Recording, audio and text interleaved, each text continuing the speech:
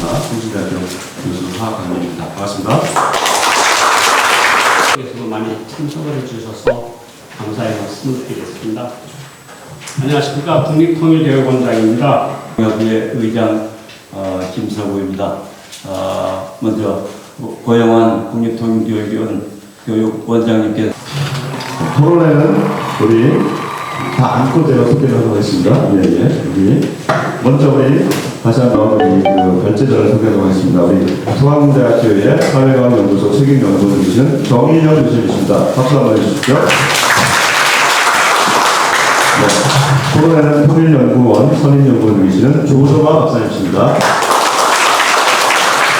다음 토론자는 우리 전북결의하나 사무총장이신 김성희 선생님이십니다. 그리고 국립통일교육원 교수님으로 섬기시는 정은찬 교수님이십니다. 감사합니다. 자, 그러면 우리 이재명 정부의 대북 통일정책과 통일교육의 합의라는 제목으로 정민일 교수님께서 발제해 주시겠는데요. 저희가 조금 시간적으로 조금 타이트하게 준비를 했습니다. 그래서 발제는 15분, 그리고 토론은 각각 7분씩 부탁을 이미 정하고 들어갔습니다. 그래서 여러분들 타이트하게 좀 진행하도록 하겠습니다. 그러면 발제하겠습니다. 박수로 맞아주시기 바랍니다.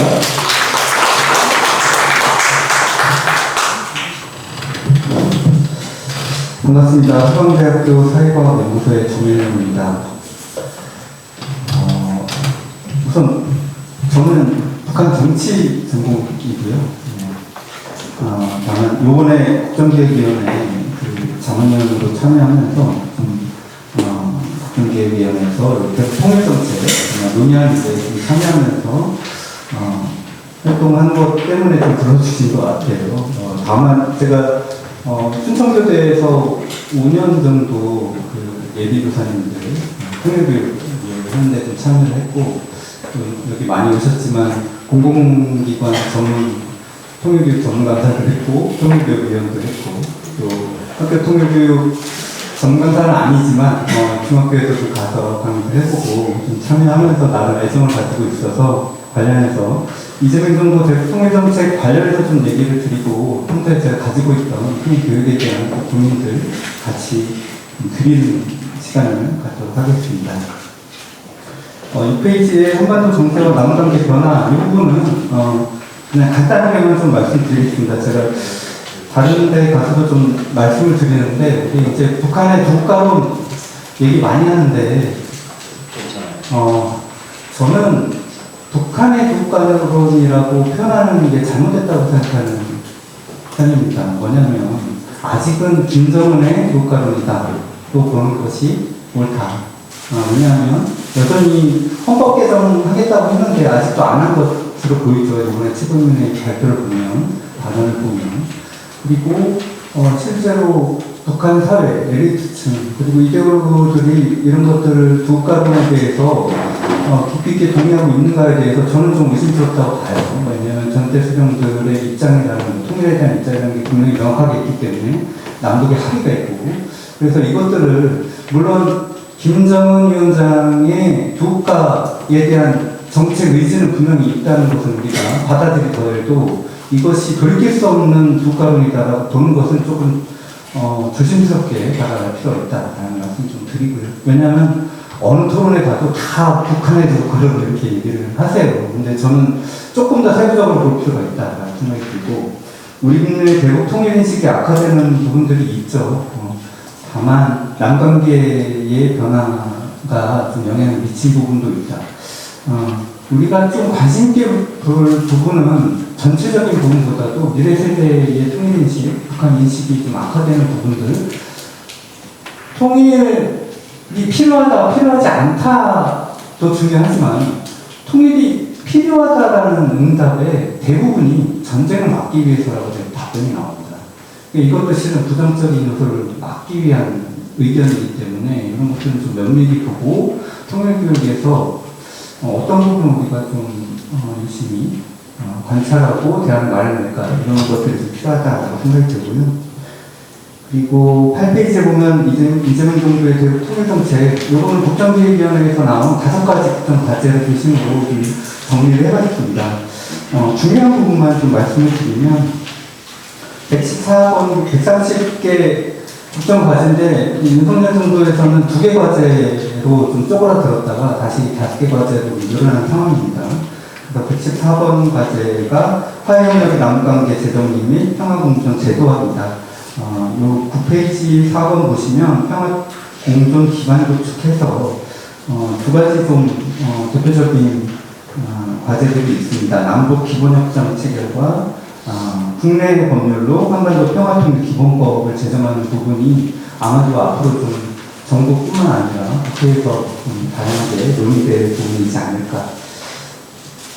실은 저는 이제 제도화론자에 가까운데 남북관계가 너무 정치적인 협상에 의존해 온 것이 사실입니다. 그리고 제도적으로 제도가 없지는 않아요.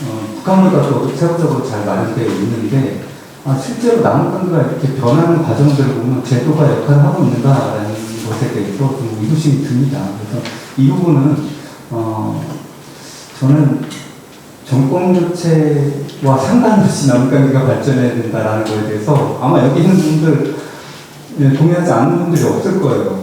그런데 저는 특히나 이 통일 대북 정책 분야가 정권이 교체되면 너무 많이 바뀌고 또 뭐 윤석열 정부에서 80명이 TO가 없어지고 다시 이 정부에서 다시 생겨나고 이러고 있는데 저도 공공교육 통일교육 전문 강사였는데 윤석열 정부 들어서고 바로 바뀌더라고요. 전체가 다 없어지는 상황이 발생했었는데 좀 이러지는 않았으면 좋겠다. 좀 변화가 있더라도 조금 뭐랄까요? 안정적인 변화, 실용적인 변화, 자연스러운 변화가 좀 필요하지 않을까라는 생각이 좀 들고요. 그런 부분들 때문에 좀 제도화 부분이 좀 강조될 필요가 있다고 생각이 들고 10페이지에 호혜성 남북 교류협력 추진 분야입니다. 이 부분은 우리가 정동영 통일부 장관이 민간의 역할을 엄청나게 강조하고 있습니다. 우리가 뒤에서 밀어줄 테니 민간이 먼저 뭐든 하고 싶은 거 다 해봐라 라는 기조로 좀 가고 있는데 물론 부족한 부분이 있고 지금 뭐 연락망 자체가 많이 소실되어 있는 상황이지만 다양한 루트로 지금 접촉을 시도하고 있는 것으로 알고 있습니다. 그리고 저는 정치 협상 우리가 제가 2006년, 7년, 8년, 9년 국회에서 이제 보좌관으로 좀 일을 했었는데 2007년에 엄청나게 뭘 많이 했잖아요. 이제 정상회담 하면서. 근데 2008년 딱 되니까 갑자기 뭐가 다 사라졌어요. 아니 이렇게 허술하게 정부 정책이 진행돼도 되나? 라는 생각이 좀 들었어요. 그래서 처음에 정치에 대한 기대를 그때 이제 좀 놓고 그 다음에 남북 경협이 막 잘 됐었잖아요. 야, 서로 이익이 되면은 이거 안 무너질 거야. 근데 이제 개성단이 폐쇄되고 그 과정을 거치면서 야, 경제비기 쉽지 않구나. 그래서 제 결론은 뭐냐면 사연하게 됩니다. 이게 서로에 대한 이해가 없는 상황에서 정치적인 협상, 경제적인 협상 이것이 한계가 분명히 있다. 서로에 대한 이해, 존중 이런 것들이 바탕이 되는 게 가장 중요하다는 생각이 좀 들고요.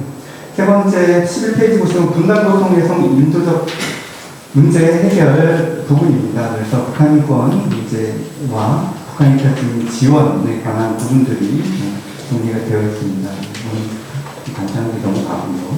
11페이지 보시면 국민과 함께하는 한반도 평화 통일 정책 추진 이 부분이 이제 좀 이재명 정부에서 강조하는 부분이죠. 사회적 대화 부분입니다. 이 문재인 정부 때 사회적 대화가 한두 차례 진행이 돼 있었는데 당시에는 약간 뭐랄까요? 인양 갈등에 대한 고민들이 더 강했다면 지금 추진되는 사회적 대화는 뭐랄까요?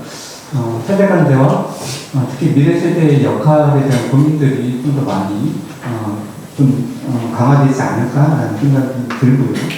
그리고 한반도 평화경제 공동성장 미래준비 부분은 5번째 118번 과제인데 저는 개인적으로 성과를 볼 수 있는 부분은 통일교육부 분야와 평화경제 특구 분야라고 생각합니다. 왜냐하면 평화경제 특구는 우리 접경 지역에서 진행되는 부분이기 때문에 이 부분에 또 특별한 피해를 보는 접경 지역 주민에게 특별한 보상이 필요하다라고 이제 어느 정도 공감대가 저는 형성되었다고 생각이 들고 그런 부분에서 좀 진행이 되지 않을까라고 생각이 듭니다. 시간이 많지 않기 때문에 바로 통일교육 14페이지 새로운 통일교육 모델 이건 제가 일반 좀 기본적으로 생각했던 부분에 대해서 말씀을 드리려고 하는데 그 전에 이 14페이지 표를 보시면 올해 그저 지난달이죠. 통일교육의 목표와 주요 내용이 2025 통일교육 기본계획에 나타나 있습니다. 저도 실은 예전에 이 부분을 주의 깊게 보지 못했는데 두 번째 중점 방향의 첫 번째가 뭐냐면 통일 방향 및 필요성에서 자유민주적 기본 질서에 입각한 평화적 통일을 추구해야 함이라고 되어 있습니다. 이게 아무것도 아닐 수도 있지만 저는 조금 민감한 부분이라고 생각해요. 뭐냐 하면 자유민주적 기본 질서에 입각한 평화적 통일 추구는 저희 법제 안에서는 어디에도 존재하지 않습니다. 저는 제 개인적인 시각에서 이거는 흑수통일에 대한 명문으로 보이거든요. 왜냐하면 우리 헌법에 어떻게 되어 있냐면 자유민주적 기본 질서에 입각한 평화적 통일 정책 추구로 되어 있습니다. 이게 언제 이 단어가 바뀌었을까라고 제가 조금 의문이 들어서 찾아봤어요. 그래서 2022년 3월에 3개년 통일교육 기본계획이 만들어졌을 때는 이 내용이 없었습니다. 이게 윤석열 정부가 당선되고 며칠 있다가 발표된 통일교육원에서 만든 겁니다. 그런데 2023년에 통일교육 기본 방향이라는 게 나와요. 실은 기본 계획은 법정 계획이지만 통일 방향은 실은 근거가 없는 계획이긴 합니다. 통일교육원에서 아마 정부 차원에서 통일교육 기본 계획과는 별도로 좀 다른 통일교육을 해보겠다라고 해서 기본 방향을 만든 건데 기본 방향에 이 내용이 나옵니다. 자유민주적 기본 질서에 입각한 평화적 통일 추구. 물론 뭐 정책 추구와 통일 추구가 뭐가 다르냐, 뭐 같은 거 아니냐라고 얘기할 수는 있지만 저는 이런 부분은 법률 헌법에 의해서 표현되는 것이 적절하다라고 생각합니다. 그러지 않다면 실은 우리 이재명 대통령도 그렇고 정동영 통일부 장관도 그렇고 그 이전 정부도 흡수통일을 우리는 추구하지 않는다라고 얘기를 계속 강조해 왔거든요. 이런 부분에서 근데 이 계획이 2025년 통일교육 기본 계획이에요. 이 부분은 좀 수정될 필요가 있지 않을까? 왜냐하면 기본적으로 지난 윤석열 정부의 기본 계획은 2022년에 세워진 3개년 기본 계획입니다. 근데 그 이후에 매년 만들어진 기본 계획이 그 기본 계획에 의해서 진행되느냐고 했을 때 저는 조금 그렇지는 않은 것 같아요. 이런 것들은 저는 대북 통일 분야가 많이 흔들린다고는 하지만 통일 교육은 그나마 잘 안 흔들려 왔다고 생각합니다. 상대적으로. 이런 부분은 좀 주의 깊게 조정이 돼야 될 부분이지 않을까라는 생각이 들어서 이 부분 얘기했고 또 하나 얘기 드리면 15페이지에 보면 기본 원칙이라는 게 있어요. 기본 원칙 처음에 자유민주적 기본 질서 수호 이렇게 되어 있습니다. 이게 그냥 보면은 우리가 자유민주적 기본 질서를 수호하면서 통일하는 것처럼 보이지만 실은 이 법조항의 주어는 통일교육은이거든요.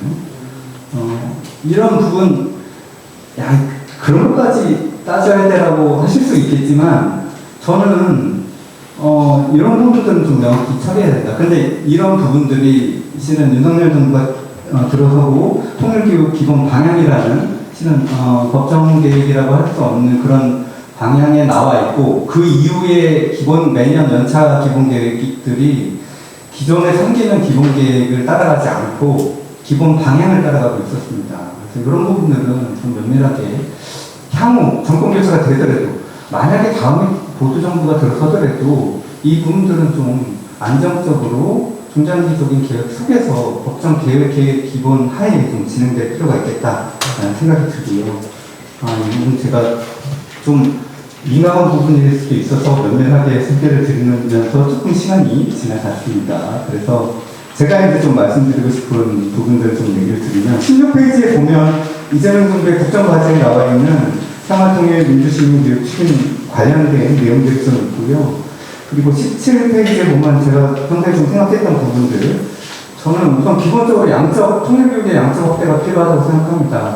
실은 통일교육 기본계획에 따라 진행되는 다양한 통일교육의 부분들이 실은 양적 확대라는 것들을 추구하세요. 18페이지에 보시면 지금 정부의 통일교육 실수 확대를 교육부나 시도교육청과 함께 추진하겠다라고 그래서 평행 5시간 이상 권장을 10시간 이상으로 좀 제한하겠다라고 하고 있는데 실상은 생각보다 많이 이 교과 과정에서 진행되고 있지 않죠. 교과 내용도 부족하지만 현장에 계신 분들 많이 아시겠지만 중고등학교에서 지금 통일교육 파트를 제대로 하고 있는지는 좀 의문이 듭니다. 그래서 저는 개인적으로 저도 교대에서 강의를 계속 했지만 교대 우리 초등교육 선생님들에 대한 교육들 이런 부분이 조금 더 강화되고 이 파트에서 어떻게 우리가 지원을 활성화할까에 대해서 좀 고민이 필요하지 않을까라는 부분이고, 그리고 저는 개인적으로 통일부의 통일교육 분야에서 제일 중요한 부분은 현재 상황에서 찾아가는 학교통일교육이라고 생각해요. 그러니까 이게 피부로 우리 미래 세대, 특히 초중, 중등, 고등 학생들이 이 학교통일, 찾아가는 학교통일 교육으로 배우는 것들이 저는 상당히 크다고 생각하거든요. 피부로 느끼는. 선생님들이 강의하는 데는 여러 가지 어려움이 있죠. 실은 워낙 민원이 많이 들어오는 부분도 있고 해서 부담스러워하고, 그래서 강사들이 파견되고 또 북에서 오신 분들과 같이 팀을 이뤄서 강의하는 것들이 그 효과가 저는 현장에서 상당히 수요가 많다고 생각하는데 그렇게 아실 거라고 생각을 해요. 그런데 지금 이제 2024년 436개 교에서 25년 600개 교로 늘린다면 이제 저는 1000개까지 늘려야 된다고 생각합니다. 최소한. 더 많이. 그래서 한 번 가면은 시수 조정으로 보면은 4개 학급을 할 수 있도록 강의가 최대한으로 되어 있는데, 저는 그러면은 500개 학교 정도 가잖아요. 그러면은 실제로 그 강의를 듣는 학생들은 저는 많지 않다고 생각하거든요. 더 많이 이 많은 학생들이 강의를 들 수 있도록 해야 된다라는 게 하나고, 두 번째, 저도 이 국정기획위원회 할 때 이 부분을 제가 강조했는데, 실은 이 강의가 중요한데 이 강의를 하는 전문 강사들이 너무 열악한 처우에 놓여 있습니다. 이게 제가 알기로는 한 200명 배출됐는데 지금 올해 활동하는 분들이 30-40명 정도로 알고 있어요. 그냥 계절형 직업처럼 대부분 이 하나의 직업으로 생활하기 어려우시니까 초잡을 하신다는 거예요. 이 학교통일교육 전문 강사에 대한 처우 개선은 저는 반드시 이 정도에서 가능한 빨리 추진이 되고 구체적인 방안이 나와야 되지 않을까. 근데 이게 여러 가지 행사들은 많은데 실은 가장 중요한 이 부분이 좀 해결될 부분이다라는 부분 말씀드리고요. 또 뒤에 부분, 요 부분 너무 강조하다 보니까 그 시간이 많이 지났네요. 요 18페이지에 학교 통일교육 질적 개선 부분들은 저는 현장의 목소리를 좀 들을 수 있는 좀 구조가 필요하지 않을까 생각합니다. 오늘 이렇게 다양한 통일교육 주체들이 같이 논의하는 것도 중요하지만 현장의 선생님들, 학생들도 같이 참여해서 실은 이제 지금 정부의 방향은 주입식이라고 우리가 지금 진행되는 건 아니지만 그럼에도 불구하고 학생들이 스스로 북한에 대해서 이해하고 남북관계에 대해서 대안을 모색하는 교육으로 가겠다라는 게 이제 지금 이재명 정부의 방향인 것 같아요. 그래서 그것과 관련해서 그렇게 추진하기 전에 학교 통일교육 주체들의 의견을 받아 수용할 수 있는 공간들, 이런 위원회들, 자문위원회들 이런 것들이 좀 만들어지면 좋겠다라는 말씀 드리면서 마치겠습니다. 감사합니다.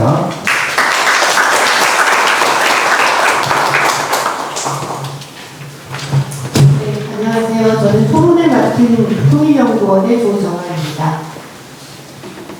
제가 정진영 박사님께서 발제해 주신 내용에 대한 토론을 맡았는데, 일단 이제 내용이 크게 그 새 정부에 대한 통일정책 부분이 하나 있고, 그 중에서 이제 통일교육과 관련한 어떤 과제를 제시한 부분이 두 부분이 있었습니다. 그래서 저는 이제 교육학 전공자이기 때문에 앞부분에 대해서는 대북 정책 방향에 대해서는 제가 그냥 생각하는 원칙 정도 수준에서 조금 생각해 본 것들만 간단하게 썼고요.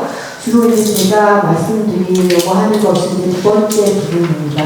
첫 번째 이제 대북 정책 추진 전략과 관련해서는 이제 말씀 발표를 해주신 대로 굉장히 지금 어려운 상황입니다. 이렇게 뭐 북한의 문제뿐만 아니라 기존의 이제 남북관계 단절이라든지 또 국제정세 불확실성 이런 것들이 상당히 이제 어려운 상황인 것 같고 그런 상황 속에서 이제 국제사회를 활용한 어떤 돌파구 마련 또 점진적인 회복, 복원 이런 것들 모색해야 되는 시기라고 생각을 합니다. 세 가지 정도 그냥 방향성 정도를 좀 생각을 해봤습니다. 첫 번째는 이제 가장 중요한 것이 무엇이겠는가라는 생각을 하면 현 시점에서는 이제 남북 간의 어떤 충돌 위험 낮추기가 가장 일단 최우선적으로 중요하다는 생각이 듭니다. 군사합의, 9.19 군사합의도 굉장히 그 무효로 돌아갔고 또 지금 현재 뭐 전화 연락조차 이제 안 되는 상황인데 그런 그 기능들을 초보적인 기능들을 좀 복구하는 것부터 전면적인 어떤 정치적 합의가 당장 어렵다면 부분적인 기능 복원 연락 이런 것부터 시작을 해서 나아가는 것도 이제 방법일 것이다라는 것이 첫 번째 생각이고요. 두 번째는 이제 굉장히 남북 간의 불신이 큰 상황이죠 현재가. 그래서 이제 작은 상호 조치 패키지를 비공개 형식으로 맞바꾸는 형태로 좀 물꼬를 틀 필요가 있다. 예를 들어서 이제 지난번에 우리 정부가 이제 선제적으로 대북 방송을 중단함으로써 이제 북한의 방해 전파 송출 중단을 유도를 해냈는데 그와 같은 방식이 그러한 예라고 생각을 합니다. 그래서 작고 검증 가능한 조치 이런 것으로 시작을 해서 이행 상응의 경험을 축적해 나가는 어떤 것을 통해서 좀 더 큰 신뢰로 나아갈 수 있어야 한다라는 얘기고요. 마지막으로는 이제 남북 교류 협력 부분에 있어서는 현재 이제 대북 제재가 굉장히 강고하게 있기 때문에 그것을 비켜갈 수 있는 협력 체계가 사실은 쉽지 않습니다. 그래서 그 대북 제재에 좀 걸리지 않는, 좀 덜 걸릴 수 있는 인도 협력 부분을 중심으로 추진을 하되 북한 당국이 지원이라는 것에 대해서는 굉장히 그 거부감을 갖고 있는 것을 생각을 해서 지원 형태라기보다는 보건이나 뭐 여성 교육과 같은 분야에서의 어떤 인도적 협력을 조용히 그리고 신속하게 가시적 성과를 도출하는 방식으로 좀 진행을 해야 된다. 예를 들어서 재계 초기에는 직접적으로 남한 당국이 이렇게 존재감을 드러내는 방식보다는 국제사회를 이용한다든지 어떤 기구를 이용한다든지 이런 방식에 이제 경유하는 방식으로 또 지원 주체를 드러내지 않는 방식으로 좀 호응을 유도하는 필요가 있다. 또 재난이나 보건 안전과 같은 부분은 굳이 이것은 이제 두 국가 간의 관계냐 같은 민족이냐 이거를 따지지 않더라도 예를 들어서 두 국가 간의 관계라는 걸 전제로 하더라도 재난이나 보건이나 안전 분야의 협력들은 가능하다고 생각이 듭니다. 이런 분야에서부터 좀 실무적인 협의가 가능한 의제를 발굴을 해야 될 필요가 있다라는 정도로 이제 제가 원칙적인 수준에서 말씀드리겠습니다. 두 번째는 이게 2인데요. 2라고 되어 있습니다. 두 번째 말씀드릴 것은 어떤 얘기를 할까 하다가 발제자 정 박사님께서 말씀하신 게 양적 확대 질적 개선 부분은 사실은 뭐 제가 다 동의를 하는 부분이라 따로 이제 그거에 대한 뭐 다른 이론을 말씀드릴 건 없어서요. 저는 아까 좀 근본적인 질문들을 좀 이 자리에서 던지고자 합니다. 두 가지 질문인데요. 첫 번째는 통일교육이 과연 교육이냐라는 이야기입니다. 저는 교육학자이고요. 통일교육은 교육이어야 한다고 생각을 합니다. 그런데 지금까지의 통일교육은 저는 교육이 아니었다라고 생각을 합니다. 좀 심하게 말하면 2000년대 이후에 계속 이제 진보정부, 보수정부가 이제 번갈아서 집권을 했죠. 그러면서 아까 말씀하셨듯이 정부가 바뀔 때마다 대북 정책이 바뀌고 그거에 따라서 통일교육의 방향성은 굉장히 더 바뀌었습니다. 이게 아마 여기 계신 분들이 많이 느끼실 텐데 현장에서는 위축이 됩니다. 통일교육을 못하게 돼요. 그래서 그 어떤 그 효과가 굉장히 크다라는 생각이 들고요. 근데 이거는 이제 근본적으로 보면 통일교육은 교육이 아니라 어떤 국가적 아젠다를 이루기 위한 수단 또는 정책 홍보의 일환으로 여겼기 때문이라고 생각을 합니다. 저는 뭐 피치 못하게 정책 홍보를 해야 된다는 생각은 들어요. 그런데 이제 근본은 그것이 아니다. 교육이어야 한다.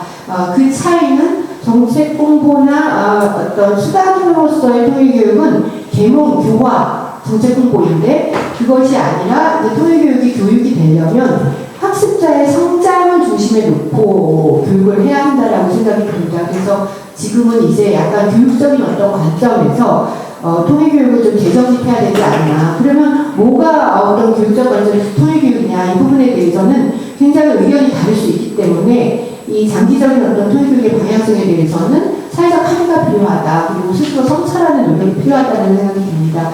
그 통일교육 지원법도 1999년에 제정이 됐는데요. 아까 발제자께서 이제 말씀하셨던 통일교육 기본 계획에 나와 있는 교육의 목표는 사실은 통일교육 지원법에서 나온 것입니다. 20세기에 제정된 통일교육 지원법에 의거해서 지금 우리는 21세기의 교육을 하고 있는 것입니다. 저는 시급한 개정이 필요하다는 생각이 듭니다. 두 번째는 그러면 이제 어떻게 변화해야 하지 이런 얘기인데요. 요새 이제 AI가 화두잖아요. 제가 요새 AI하고 잘 놀고 있어요. 챗GPT 이제 비싼 걸 저희 연구원에서 구독을 해갖고 이제 여러 분야를 쓰고 있는데 챗GPT한테 물어봤어요. 교육은 뭐냐 이렇게 물어봤더니 이렇게 대답했습니다. 여기 나와 있듯이. 그래서 그럼 통일교육은 뭐지 이렇게 물어봤더니 AI 분단 공존 시대의 통일교육은 사실, 팩트죠. 인권, 평화에 근거해서 다양한 관점을 이해하고 허위 정보를 판별하며 분단 이후를 함께 살게 준비하는 시민의 기른이 일입니다. 이렇게 대답을 했어요. 제가 이제 그래서 평소에 얘하고 대화를 많이 하니까 얘가 내 생각을 알고 나한테 맞춰서 얘기하나 보다 이렇게 생각을 하고 이제 다른 AI한테 물어봤어요. 제미나이 아시죠? 제미나이한테 물어봤더니 얘는 어쩌면 더 제 생각하고 똑같이 대답을 하는 거예요. 근데 교육의 역할은 뭐냐 먼저 물어봤더니 지식 전달이어서는 안 된다. 그래서 인간의 창의성, 비판적 사고, 협업 능력, 윤리적 판단 능력을 길러줘야 된다 이렇게 얘기를 해요. 그래서 그럼 통일교육은 뭐냐 이렇게 물어봤더니 AI 시대의 통일교육은 북한에 대한 지식 통일의 당위성을 주입하는 것을 넘어서서 미래 사회를 설계하고 이끌어갈 주체로서의 역량과 태도를 기르는 데 초점을 맞춰야 합니다. 이렇게 얘기를 하면서 그 뒤가 굉장히 긴데 제가 줄였어요. 첫 번째 미래 역량 함량, 두 번째 실용적이고 구체적 접근, 세 번째 공존을 위한 소통 능력을 강화해야 된다. 결론적으로 통일교육은 학생들의 무관심을 인정하고 통일을 해야만 하는 것이 아닌 함께 준비해야 할 미래도 재정해야 하는 노력이 필요하다라고 굉장히 똑똑하게 대답을 합니다. 제 생각하고 똑같거든요. 그래서 제가 생각하는 통일교육은 뭐냐면 올바른 지식을 전달하는 것 또는 특정한 관점, 예를 들어서 통일돼야 돼 이거 특정한 관점이에요. 그것을 주입하는 것이 아닙니다. 그게 아니라 자신이 살고 있는 현재 세계의 문제 상황, 예를 들어서 우리 분단돼 있어, 평화롭지 않냐, 북한하고 맨날 싸워, 이게 이제 현재 내가 살고 있는 상황의 문제 상황이거든요. 그것과 나의 위치, 나는 과연 누구지? 라는 거죠. 그거를 인식하고 그러면 문제를 어떻게 해결해야 돼? 분단을 어떻게 해결해야 돼? 답은 통일이 제시하는 게 아니라 분단을 어떻게 해결해야 될을 질문하고 그것을 해결할 수 있는 다양한 방향성을 스스로 고민해 보도록 하는 것. 이게 저는 이제 통일교육이라고 생각을 합니다. 그리고 그것을 실행할 수 있는 능력을 갖추어주는 것이죠. 다시 말하면 나의 자리에서 타자, 세계와의 관계성을 인식하는 것이고요. 이게 본질서하고 3조항에서 얘기한 것입니다. 또 타자와 함께 살아갈 수 있는 능력을 기르는 것인데요. 여기서 타자는 굉장히 다양한데 예를 들어서 우리 사회의 구성원은 다 타자예요. 북한 주민 타자예요. 세계의 다른 국가의 시민 타자입니다. AI, 굉장히 중요한 AI 시대의 타자죠. 지구상의 생명체들 이런 것들과 어떻게 우리가 살아갈 수 있느냐라는 능력을 기르는 것이고요. 통일교육은 그런 교육으로 밑이 지어져야 된다고 저는 이제 생각을 합니다. 기존의 통일교육은 학습 주체인 나와 그런 어떤 객체와의 관련성보다는 정치 이념, 거시적 구조 이거를 이제 주로 설명을 했죠. 그런데 이제 그런 교육에서 탈피해야 된다는 게 이제 저의 생각이고 AI의 생각입니다. 그랬을 때 우리는 어떤 것을 길러야 되냐 이걸 핵심 역량이라고 교육학에서 얘기를 합니다. 예를 들어서 비판적 사고, 문제 해결 능력, 성찰적 사고, 창의력, 협업과 소통 능력, 공감 능력, 윤리적 판단력, 디지털 AI 리터러시 이런 것들이라고 저는 생각을 하고요. 이것들은 평화교육이나 시민교육에서 다 같이 추구하고 있는 어떤 공통된 역량입니다. 그래서 저는 평화, 통일, 시민교육이라고 이름을 지금 새 정부에서 그 브랜드 명을 다르게 갔는데 그런 문제의식이 적실성이 있다 이렇게 생각을 합니다. 이게 교육과정에서는 이미 들어와 있어요. 이미 들어와 있어서 2022 개정교육과정에서는 이런 여러 가지 역량들을 길러야 한다 이렇게 얘기를 하고 있는데요. 교육의 합의를 통해서 그런 원칙을 정하고 그 원칙을 정하는 한도 내에서 다양한 의견들이 다루어지고 그 다양한 의견들 속에서 나의 입장은 무엇인가를 학습자 스스로가 찾아갈 수 있도록 하는 것, 이것이 통일교육이 되어야 한다고 생각합니다. 이상입니다.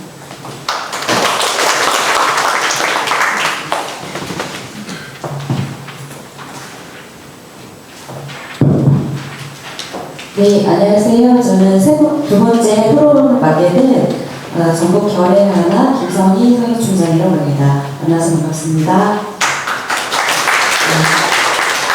제가 또 유일하게 또 지역에서 와가지고요, 뭐 하는 사람인지 그 말씀을 좀 드려야 될 것 같아서, 저는 전북 결의하나는 그 NGO이고요. 2005년에 설립되었습니다. 그래서 주로 남북 교류 협력을 전문적으로 컨설팅하고 수행하는 그런 NGO였는데요. 이제 아시는 것처럼 2009년 정도부터는 완전히 남북 교류가 거의 단절된 그런 상태여서 그때부터는 이제 평화통일교육 강사 양성하고 찾아가는 평화통일교육을 좀 집중적으로 수행하는 그런 역할을 좀 지역에서 해왔습니다. 그래서 교육 분야에서 나름대로의 좀 경험이 있다 하여 제가 이 자리에 불려놓은 것이 아닐까 싶습니다. 특히 이제 지역의 입장에서 지금 평화통일교육 문제를 어떻게 고민하고 있는지를 좀 말씀을 드리고 싶습니다. 저의 이제 어떤 입장이나 뭐 주장이나 의견 이런 것들은 자료집에 있어요. 그래서 여기 이제 참석하신 분들이 다 통일교육에 관심이 있는 분들이니까 자료집을 나중에 통독을 하실 것임을 믿으며 그것으로 좀 많이 대신하고자 합니다. 근데 이제 그냥 두 가지 분야에 대해서만 시간이 짧기 때문에 말씀을 드리려고 합니다. 일단은 문재인 정부에 이어서 이재명 정부에서도 그 사회적 대화 추진에 대해서 관심이 많으시고 많은 역량을 좀 투입할 것 같습니다. 네, 저도 문재인 정부 때 그 사회적 대화를 좀 뭐라고 해야 되죠? 주관해본 그런 경험이 있거든요. 그래서 그 경험에 기초하여 좀 전제되어야 되지 않나 싶은 것을 좀 말씀을 드리면요. 당시에 사회적 대화 끝나고 난 다음에 사회적 합의를 이루어서 통일국민협약이라는 거를 만들어서 발표를 했습니다. 근데 물론 이제 이 자리에 오신 분들은 통일 문제에 관심이 많으시기 때문에 통일국민협약을 한 번쯤은 읽어보셨을까요?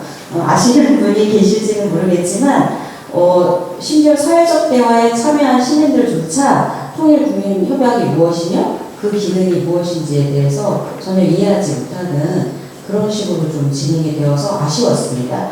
물론 다양한 의견을 가진 분들이 한자리에 모여서 평화통일이라는 정말 소외받기 쉬운 관문을 같이 논의했다는 데 굉장히 큰 어떤 의의가 있었음에도 불구하고 그 효능감을 좀 많이 느끼지 못했던 것 같아요. 그래서 지난 정부에서 문재인 정부식이 추진했던 사회적 대화를 먼저 평가하고 거기에서 이루어진 성과 또 한계를 나름대로 공유한 입장 속에서 이거를 추진하는 게 맞지 않나 이런 생각을 해보고요. 저는 개인적으로 그냥 사회적 대화 기원에 큰 조직과 예산을 투입해서 하는 만큼 좀 목표를 명확하게 저는 가져갔으면 좋겠거든요. 더군다나 저희 지금 통일 발전 과정에서 굉장히 큰 위기를 맞고 있잖아요. 아까 정일영 교수님 말씀하신 대로 김정은의 적대적 두 국가로 출현 이후에 우리 사회에서 좀 논의해야 될 일이 굉장히 많은 것 같아요. 뭐 영토조항도 마찬가지고 뭐 국가보안법 문제라든지 뭐 아니면 통일의 경로와 우리의 통일 방안은 지금 현재 유지해도 괜찮은지 미래지향적인 이런 거에 대한 진짜 뭐라고 할까 좀 정리해야 될 문제들이 좀 많다고 봅니다. 그래서 어떤 문제를 어디까지 정리하는데 사회적 대화가 기여할 것인지 좀 목표를 명확하게 설정하고 가는 게 좋다고 생각을 하고 또한 이 부분에서 저는 좀 정치권에서의 합의도 일정 정도 이루어져야 된다고 생각합니다. 사실은 사회적 대화를 하는 목적이 어떤 단파나 계층 이런 거를 뛰어넘는 사회적 합의를 이루어서 일관성 있는 대북 통일 정책을 가져가기 위함이잖아요. 근데 시민들한테는 충분히 토론하고 소개하라고 하면서 정작 정치권 내에서는 어떤 합의가 존재하지 않거든요. 그래서 합의할 수 있는 수준 내에서 사회적 대화는 왜 필요하고 무엇을 위해서 하는 것이고 그 결과물을 어떻게 활용하고 제도화할 것인가에 대한 좀 합의가 먼저 이루어져야 되지 않는가라고 하는 생각을 해봅니다. 그리고 사회적 대화를 진행할 때 모든 계층, 모든 세대, 전문가, 비전문가, 정치적 다양한 정치적 견해를 가진 분들 모두 한 테이블에서 의논하고 토론하는 것도 물론 좋지만 특히 이 젊은 세대들의 의견이나 지향을 수렴하기 위해서는 연령별, 성별, 그다음에 전문가, 비전문가 이렇게 나누어서 편하게 말하고 누구든지 기탄 없이 자신의 속내를 드러낼 수 있는 그런 다양한 방식으로 좀 진행이 되었으면 하는 의견을 가지고 있습니다. 그리고 또 한 가지 말씀드릴 것은 그 지역 통일교육 활성화를 위한 제안이라고 좀 얘기를 드리고 싶은데요. 자세한 내용은 지명으로 대신하고 아까 우리 정유영 발제자님께서 처절한 학교 통합통일교육을 지금 600개 교 금년에 통일교육원에서 목표로 내세웠는데 1000개까지 늘려야 된다 이런 말씀을 해주셨고 그것을 위해서 통합통일 전문 강사 많이 만들어야 된다 이런 말씀하셨습니다. 근데 저는 이것을 국립통일교육원이 다 감당하기는 어렵다고 생각합니다. 현재의 예산 상태라든가 조직, 역량, 강사 상태 이런 거 모두 다 힘들거든요. 근데 그것을 이룰 수 있는 방법이 있습니다. 지역과의 네트워크를 통일교육원이 만들어내고 지역 네트워크를 적극적으로 활용하는 것입니다. 그러니까 지자체 또 교육청, 그 다음에 통일교육원에서 운영하고 있는 지역 통일교육센터, 또 통일부에서 지정하는 통일관, 그 다음에 통일부 지정과 같은 역할을 하고 있잖아요. 통일플러스 센터. 이 지역에 다양한 기관들이 있거든요. 근데 이 다양한 기관들이 각기 따로따로 지금 활동을 하고 있습니다. 제가 개인적으로 2022년부터 23년까지 그 통일부로부터 지역 통일교육센터 위탁받아서 저희가 운영한 경험이 있는데 그때 제가 가장 집중적으로 힘을 기울였던 게 지역 통일교육 네트워크였습니다. 이 네트워크를 잘 구축해서 활용하면 굉장히 많은 시너지를 여기서 거둬낼 수가 있거든요. 마찬가지입니다. 통일교육 전문 강사를 양성하는 일도, 교육 콘텐츠를 만드는 일도, 그 다음에 찾아가는 학교 통합통일교육 이런 것들을 통일교육 사업을 활성화시키는 것도 이 네트워크를 잘 활용을 해서 통일교육원의 전문 역량을 여기에다가 수용시켜주고 이 힘을 이용해서 충분히 해나갈 수 있다고 생각을 해서요. 그런 부분에 대해서 조금 더 관심을 가지고 그 역량을 투입해 봤으면 좋겠습니다. 이상입니다.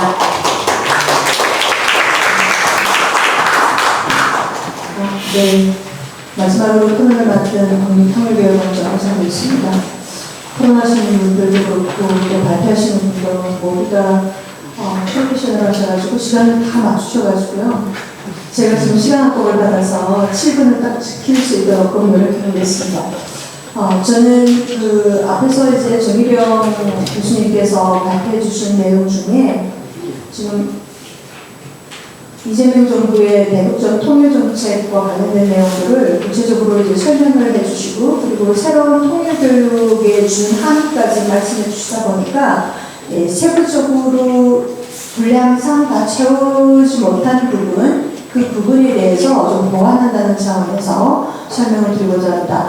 우선 정일영 교수님께서 발표해 주신 내용들에 너무 공감하면서도 특히 이제 이재명 정부의 대북적 통일정책과 관련된 부분에서 통일부 과제 5가지의 핵심 과제를 명시해 주시고 또 그에 대해서 구체적으로 설명해 주신 데 대해서 큰 의미가 있다고 생각하고 또 감사하게 생각합니다. 제가 지금 말씀드릴 내용은 마지막 118번 과제 중에 한반도 평화경제 및 공동성장의 미래준비라는 과제가 있습니다. 그 과제 중에서도 이 과제 목표가 3개로 나누어져 있고요.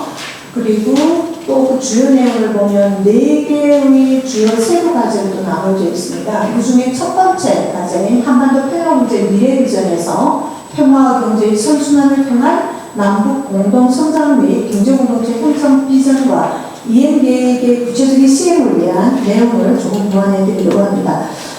사실 이제 앞에서 통화하신 분들도 말씀을 주셨지만 우리 정부의 대북전 통일 정책과 관련된 부분에서는 정부의 정책이 방향성이 나왔기 때문에 그 방향성을 가지고 어떻게 구체적으로 우리 국민들의 우리 정부의 정책에 대한 공감대를 확산시키고 통일의식을 제고해서 이 통일의식을 제고하는 방법에는 앞서 토론하신 분들이 말씀하신 것처럼 평화통일 민주시민 교육이라든가 또는 그 교육을 하면서 사회적 대화를 통해서 국민들의 합의를 도출해내는 이와 같은 과정들이 더 동반된다고 볼 수 있겠습니다. 그래서 제가 말씀드리는 내용의 궁극적인 목표는 우리 국민들의 통일 공감대 확산과 특히 이제 평화에 대한 공감대 확산 그리고 특히 우리 정부의 대북전 통일 정책에 대한 국민들의 합의에 도움이 되고자 하는 부분에서 이해해 주셨으면 좋겠습니다.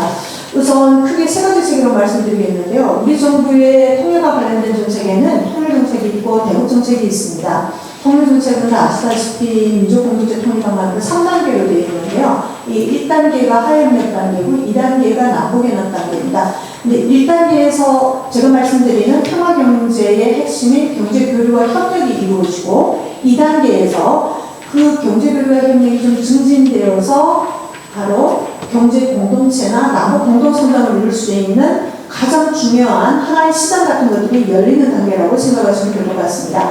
그러면 우리 정부가 추진해온 대북 정책에는 어떤 정책들이 있었느냐, 과거부터 현재까지 보게 되면 그 네이밍들이 다 있었습니다. 그래서 시간상 관계로 지금 현재 이재명 정부의 대북 정책의 네이밍은 대북적 통일 정책인데 이 대북적 통일 정책이 앞서 말씀드린 것처럼 5개의 핵심 과제가 되어 있고 또 구체적으로 보게 되면 평화경제 부분이 있다라고 보시면 되겠습니다. 그래서 대북 남북 경협의 유형이 크게 세 가지가 있습니다. 민간이 주도해서 하는 게 있고 그 다음에 정부가 주도해서 하는 게 있고 그리고 민관 협력이 함께 하는 것이 있는데 평화경제의 가장 핵심적인 우리 정부가 추진했던 사업 중에 사례 중에 하나가 개성공단입니다. 그리고 금강산관광이 있죠. 그 중에 개성공단 같은 경우에는 민관 협력의 유형이라고 보시면 될 것 같습니다. 그래서 민간이 주도하는 경협에는 단순 교육이나 위탁 가공과 그리고 투자와 같은 것들이 포함이 되고 정부 차원에서 하는 것은 철도나 도로 연결 이런 것들이 들어가고요. 민관 협력 차원에서 추진되는 게 개성공단, 금강산관광 이런 것들이 들어갑니다. 그리고 또 인도적 지원 차원에서 보게 되면 이 남북 교류의 카테고리가 크게 4가지가 있는데 첫 번째가 남북 경협이고 두 번째가 인적 교류고 세 번째가 사회문화 교류, 네 번째가 인도적 지원입니다. 그래서 인도적 지원 차원에서 보면 NGO를 비롯한 민간단체나 사회단체에서 대북 지원을 여러 가지 지금까지 활동해야 하는 것들이 있습니다. 그러면 언론에 들어가서 평화 경제를 왜 중시해야 되느냐라는 걸 이제 이야기 드리려면 평화 경제의 의미가 무엇인지를 한번 떠올려보면 좋겠다라는 생각입니다. 평화경제는 남과 북이 국제사회와 협력해서 평화를 정착시키고 이를 통해서 경제협력을 추진하고 이러한 경제협력을 추진하다 보면 평화를 또 공고히 정착시킬 수 있는 과정들이 반복되게 됩니다. 이렇게 이제 공고화되는 상호 상승강의 선순환 구도가 구축이 되면 평화 경제의 선순환 구도가 구축이 되면서 그러한 평화에 기반한 경제적 번영과 또 경제적 번영을 통해서 경제협력을 통해서 평화의 공고화를 받을 수 있는 여러 가지 과정들을 구축해 갈 수 있습니다. 그래서 우리 정부의 평화경제 추진 사례 중에 개성공단 사례를 예를 든다면 개성공단이 2016년 2월을 기점으로 해가지고 중단이 되었는데요. 이 중단된 계기를 놓고 우리가 시사점을 찾아보면 여러 가지 시사점을 찾을 수가 있습니다. 첫 번째, 일단은 정치군사적 변수에 대한 초기에 개성공단을 남북이 함께 만들어갈 때 화격을 하지 않은 부분, 그 정치군사적 변수에 흔들리지 않는다는 화격을 하지 못한 부분. 두 번째, 그것에 투자한 우리 125개 기업이 북한 근로자 54,700여 명을 채용해서 인건비를 지급을 하는데 그들에게 인건비를 직불제대로 지급하지 못했던 부분, 그리고 또 구체적으로 남북 상사중재 절차를 비롯한 4대 경협 합의서 같은 것들이 부속합의서가 구성했던 것, 사통 문제 이런 것들이 시사점을 줍니다.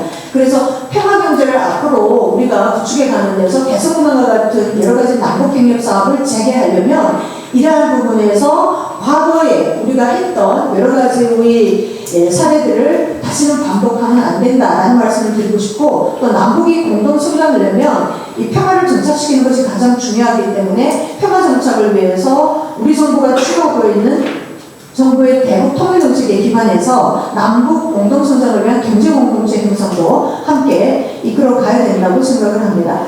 그리고 방향성을 간단히 말씀드리면, 일단 첫 번째는 정부의 대북 통일 정책에 기반해서 해야 되고, 두 번째 장관님께서 계속 말씀하시는 남북이 함께 합의한 합의서들이 있습니다. 그 합의서에 명시된 평화 경제나 공동 성장을 이룰 수 있는 경제 공동체 형성에서의 우리가 유의해야 되는 점들을 지키면서 남북 경제 공동체나 공동 성장을 이루어 나가는 것이 좋겠다라는 생각이 듭니다. 나머지는 지금 페이퍼에 있는 내용을 참조하셔서 더 구체적인 내용, 기대효과 같은 것들을 보시면 좋겠다는 생각이 듭니다. 시간 관계상 마무리하면서 통일교육과 관련된 말씀들을 많이 주셨는데요. 통일교육 현장에서 의견을 경허히 받아들여서 잘 하도록 하겠습니다. 이상입니다. 자, 이제 이 세션 시작하도록 하겠습니다. 평화통일 민주시민교육이라고 하는 이 세션인데요. 우선 발제자와 토론자를 소개하도록 하겠습니다. 총 이번에 조금 많은데요. 발제자 한 분께서 발제해 주시고, 그리고 네 분의 우리 토론자들이 있습니다. 먼저 이미경 교수님인데요. 여기는 조금 잘 만났습니다. 조금 수정하도록 하겠습니다. 국립통일교육원의 명예교수로 계신 우리 이미경 교수님 발제해 주시겠습니다. 그리고 통일교육교수이시고 서울교대 교수님이시는 박형민 교수님 토론자이십니다. 경인통일교육센터의 사무부처장이신 한기호 교수님 발표해 주시면 토론해 주겠습니다. 감사합니다. 그리고 우두산 통일전망대 팀장원이시는 정진아 선생님 토론해 주시겠습니다. 감사합니다. 그리고 국립통일교육원의 통일교육 전문 강사로 계시는 이으뜸 선생님께서 토론해 주시겠습니다. 예. 이제 그러면 저희 이미경 교수님께 15분의 발제 시간을 드리도록 하겠습니다. 평화, 통일, 민주시민교육, 쟁점과 과제라고 하는 제목으로 이 교수님께서 발제해 주실 때 여러분 큰 박수로 맞이해 주시기 바랍니다. 네, 안녕하세요. 사실은 저는 아까 명예라고 하는데 그 중에 강점을 주셨는데 별거 아니거든요. 사실 명예는 전이든 똑같이 퇴임한 그런 교수이긴 합니다. 사실 오늘 이제 제가 뭐 발제라고 하긴 하지만 오늘 내부대 토론을 하시는 선생님들이 주 핵심일 것 같아서요. 저는 그냥 제가 하려는 얘기의 어떤 핵심적인 것 위주로만 말씀을 드리도록 하겠습니다. 사실 이제 보시면 이제 통일교육인데 앞에 뭐 점점에서 수식어가 굉장히 많이 붙었죠. 그래서 이제 여기서 첫 번째 나오는 질문은 그겁니다. 통일교육. 그런데 평화점, 통일점, 민주시민교육 이게 도대체 뭐가 다르냐라고 하는 문제죠. 그래서 도대체 이게 뭐고 그 다음에 또 왜 이 교육을 지금 이 시점에서 이렇게 강조하느냐라고 하는 문제를 먼저 말씀드리도록 하겠습니다. 사실 뭐 여러분 다 아시다시피 통일교육을 이제 하고 계시는 선생님들이시기 때문에 우리가 그냥 가장 평범하게 통일교육이 뭐냐라고 말한다면 정말 통일은 엄청난 변화를 수반하는 거잖아요. 자, 이것에 대해서 국민들이 비교적 순조롭게 이것을 수용할 수 있도록 준비하는 그런 교육이다. 이게 통일 교육인 거죠. 그런데 이제 사실은 그렇기 위해서는 이제 통일 문제와 관련된 올바른 정보와 지식을 제공하는 것이 또 통일 교육 주 내용의 하나가 될 수가 있고, 또 하나는 우리가 이제 통일을 달성하기까지, 여기서 제가 말한 통일 달성이라는 것은 이 제도적인 통일에서부터 이제 사회 통합에 이르기까지 그때 국민에게 필요한 어떤 가치가 태도하냐 이런 것들을 사실은 목표로 하고 있습니다. 그리고 이제 그것에 대해서 이제 구체적인 내용이라는 것, 통일교육의 내용과 방향이라는 것은 우리 정부가 어떤 통일을 추진하고 있느냐, 또 통일의 미래상은 어떻게 구상하고 있고 그 통일을 달성하기 위해서 어떤 식의 노력을 해야 된다라고 하는 것에 기초해서 통일교육의 방향과 내용이 결정됩니다. 아시다시피 우리 정부가 추진하고자 하는 통일은 사실 통일의 전 과정에서 평화가 관철돼야 한다는 거고, 또 통일로 인해서 구성원 모두가 자유와 인권과 또는 복지가 보장되는 공동체를 사실은 전제로 하고 있기 때문에 통일 대비의 통일 교육은 사실 사회 통합을 목표로 하고 있습니다.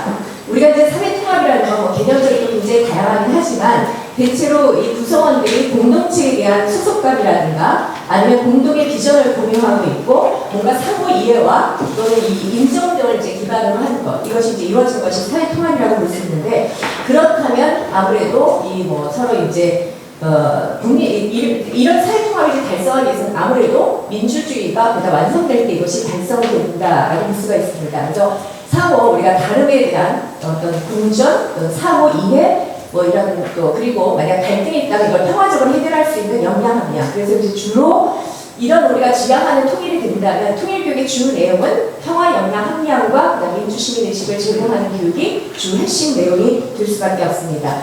이런 측면에서 우리가 통일 교육과 그다음에 평화 교육, 민주 시민 교육은 같은 연계를 가지고 있다고 볼 수가 있는 거죠. 자, 그렇다면 우리가 지금 우리가 이제 제목이 평화점. 근데 제가 제목을 이렇게 써놓고 들어가면서는 순서를 좀 바꿨었습니다. 이게 굉장한 오류인데 행정 쪽에서 이걸 좀 잡아주셨으면 좋겠는데 절대 잡지 않았습니다. 그래서 그대로 오류가 그대로 나왔는데 앞에서 평화, 그다음에 통일, 이제 우리가 이제 지금 공식적으로 쓰고 있는 거는 평화점, 통일점, 민주 시민 교육이라는 거죠. 자, 그렇다면 우리가 이 평화와 통일과 민주주의는 어떤 상관성을 가지고 있으면 이렇게 병렬적으로 이런 교육이라고 하냐. 아까 지금 말씀드렸듯이 통일 교육의 주 내용은 결국은 우리가 평화 교육과 민주 시민 교육을 같이 포괄하고 있고 이것이 같이 연계를 갖고 있다라고 하는데, 그렇다면 이것이 어떻게 같은 관련을 가지고 있느냐 보면 사실 우리가 한반도의 비평화적인 어떤 현상이라든가 요인들은 대부분 다 분단 구조에서 연관이 되어 있는 겁니다. 그러다 보니까 평화를 구축하기 위한 일련의 그 노력은 이 통일 문제하고 통일의 그 노력이나 통일 문제하고 연결될 수밖에 없다. 이런 측면에서 이제 평화와 통일이 또 연결되는 문제이고, 또 우리가 이제 진정하고 완전한 어떤 통일이라는 것은 이제 사회 통합이다. 그렇다면 우리가 이제 통일과 또 아까 말씀드렸지만 사회 통합의 과정에서는 아무래도 뭐 구성원들이 민주적인 의사결정이라든가 아니면은 또 이 협동적인 어떤 그 의사결정에 의해서 뭔가 이제 이것이 이루어져야 되기 때문에 아무래도 통일과 이 사회 통합의 과정은 민주주의가 보다 완성될 때 이것이 달성될 수 있다고 볼 수가 있습니다. 그런 측면에서 우리가 지금 말한 점점점이라고 하는 평화점, 통일점, 민주화라고 하는 이 세 개의 어떤 가치 개념은 같이 연관성을 가질 수밖에 없다는 겁니다. 자, 그렇다면 우리의 통일 교육은 우리가 지향하는 통일이라든가 이런 거를 봤을 때 결국은 평화나 민주 시민 교육이 주 핵심 내용이 돼야 되는데, 사실은 이제 과연 우리가 이런 식의 교육이 지속되고 있었는가라고 하는 문제를 여기서 제기할 수가 있는 거죠. 왜냐하면 실제로 우리가 현실적으로 우리의 그 통일 기조는 하나도 바뀌지 않았습니다. 지금 제가 말씀드린 것처럼 통일 환경 변화, 여기서 말하는 통일 환경 변화는 뭐 남북관계든 아니면 대북 정책의 변화든 정권의 변화든 어쨌든 우리 정부가 추진하고자 하는 통일에 대한 기조는 사실은 계속 지속적이고 일관성이 있다고 볼 수가 있습니다. 그렇다면 그에 대한 대비인 통일 교육도 계속해서 이런 식의 일관성 있는 교육이 돼야 되는데 그렇게 교육이 추진되지 않았다는 겁니다. 왜 그런가라고 하면 실제 현행 우리가 통일교육은 통일과 사회통합 달성에 필요한 가치관이라든가 태도 환경 같은 것들을 지향적으로 가지고 있긴 하지만 이 통일교육은 또 환경 변화와 무관하게 또 통일교육이 이루어지기가 굉장히 어렵습니다. 그래서 우리가 소위 말하는 남북관계라든가 대북정책과 같은 정치 환경 변화하고 굉장히 연동돼서 또 이것의 영향 아래 사실은 통일교육이 추진되다 보니까 통일교육의 방향과 내용에 살짝씩의 변화가 있게 된다는 거죠. 그래서 여러분 지금 보니까 지금 앞에 평화가 있구나. 그러나 여러분 또 사실 지난 정부만 해도 평화가 앞에부터 있진 않았잖아요. 여러분 교육하실 때 평화 있었나요?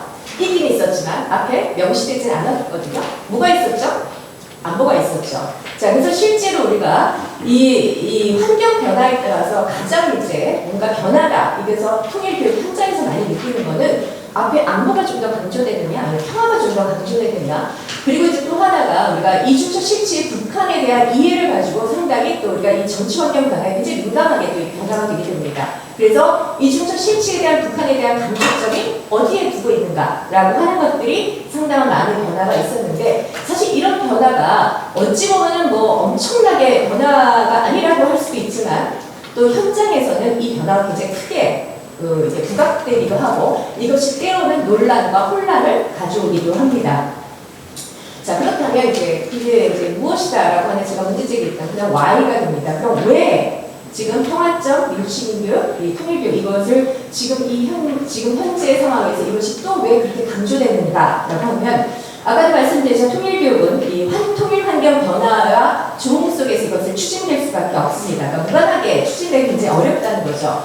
자, 최근에 우리 한반도 대내의 통일 환경을 보게 된다면 뭐 그렇게 훈훈한 그 환경이 전개되지 않죠. 다시금 우리가 지정학적 갈등이 굉장히 아주 치열하게 지금 이루어지고 있고 우리 통일의 파트너라고 하는 북한의 지금 현재 상황을 보게 된다면 뭐 여러분 아시다시피 완전히 절연한 상태잖아요. 자, 절연한 상태 속에서 뭐 두 국가 적대 관계라든가 아니면 뭐 통일에 대한 흔적을 지운다거나 뭐 이 남북 관계에 대한 보건 같은 거 절대 있지 않겠다 뭐 이런 식의 하다 보니까 지금 우리 한반도에서 굉장히 중요한 부분은 우발적으로 생길 수 있는 이 무력 충돌에 대한 가능성을 이제 없애는 것이 굉장히 중요하다. 그러니까 평화를 가지고 위해서는 그렇기 때문에 이제 평화 공전이라든가 이런 것들이 굉장히 중시될 수밖에 없는 어떤 우리 상황이고, 자 그러다 보니 지금 또 현재 이제 이재명 정부에서 대북 정책의 구성을 보면 아직 이제 대북 정책이 완벽하게 이제 리파인되지 않아서 뭐 아직 이제 공식으로 발표는 안 됐지만 사실은 대통령이 당선되기 이전부터 그리고 또 이 대통령이 당선된 후에 그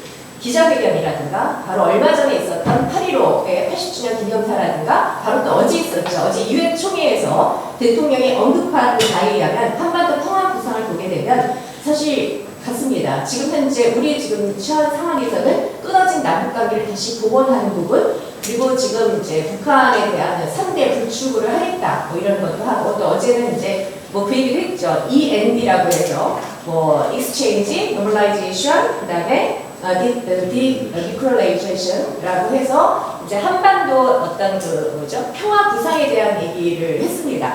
자 그렇다면 지금의 이재명 정부에서 추진하고자 하는 대북 정책이라는 통일에서 이제 강조하는 부분이 뭐라고 하는 것이 이제 명확하게 나오게 되는 거죠. 특히 우리가 정부의 통일교육이라고 하는 것은 통일 문제를 해결하는 과정에서 국민에게 요구되는 태도가 아니면 가치관을 위한 일련의 이제 그런 것들을 목적으로 하지만 사실 정부가 추진하거나 통일 정책에 대한 국민적 합의라든가 공감대를 형성하는 그 통일교육 프로그램이 그 통일교육의 주요 내용 가운데 하나가 되고 있습니다. 자 이렇게 본다면 지금 이재명 정부가 평화공전이라든가 아니면 평화정착 중심의 대북 통일 정책의 방향에서 볼 때면 지금의 평화적 통일적 민주시민 교육이 사실 통일교육의 주요 내용으로 구성될 수밖에 없다라고 볼 수 있습니다. 자 그리고 이제 제가 이제 또 좀 말씀드리고 싶은 거는 그렇게 된다면 지금 이제 현재 우리가 지금 통일교육이 어떤 식으로 시행이 되고 있고 이런 통일교육의 지금 과제가 뭔가 이미 먼저 제가 말씀드렸지만 사실은 평화나 이 민주시민 교육이라고 하는 것이 통일교육의 주 내용이 돼서 이것이 일관되게 지속적으로 추진되어야 하는데 통일 환경 변화에 따라서 이것이 강조점이 약간 수면 아래로 가라앉을 것 같고 뭐 이런 식의 어떤 변화들, 이런 변화들로 인해서 사실 현장에서는 논쟁이라든가 혼란이 가중되고 있다. 그래서 앞으로 우리가 통일교육의 주요 과제는 자 통일 환경에 영향을 받을 수밖에 없긴 하지만 그럼에도 불구하고 지속적으로 평화 영향 함량이라든가 민주시민 의식을 제고하는 이 교육을 지속적으로 추진하기 위해서 우리가 어떤 식의 노력을 해야 되는가라고 하는 부분을 얘기하면서 저는 발제를 좀 마치고자 합니다. 그러니까 어찌 보면 우리가 이제 통일교육은 늘 항상 과제는 그거였습니다.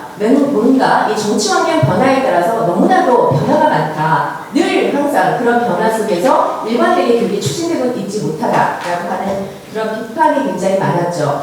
그러나 이제 실제로 이제 이런 것들을 이제 과제를 하기 위해서는 우리가 뭔가 이 사회적 합의가 필요하다라는 거죠. 그러니까 아무리 우리가 이제 이런 정치 환경 변화 속에서도 지속성을 갖추기 위해서는 뭔가 우리가 이제 합의가 필요하는데 실제 지금 현재 통일교육의 그 실태를 보게 된다면 제가 좀 길게 쓰긴 했지만 뭐 여러분 다 아시는 내용인데 지금 현재 우리 통일교육은 사실 탈냉전 이후부터는 이 통일교육을 행하는 주체들, 인원적 성의 문제의 다양한 행위 주체에 따라서 굉장히 다양한 내용과 방향성에 대한 교육이 이제 실시가 되고 있습니다. 그래서 지금도 통일교육 이름 아래 굉장히 다양한 이름, 뭐 평화교육도 있고 다문화교육까지 포함되고 요즘도 세계 시민교육까지 포괄한 이런 교육이 이제 다양하게 이루어지고 있는데 이런 것들이 사실은 우리가 통일 교육에서 지속적으로 별 갈등 없이 이렇게 잘 시행이 돼야 되는데 그렇지 못하고 있는 것이 지금 우리의 이제 현실이라고 하는 거죠.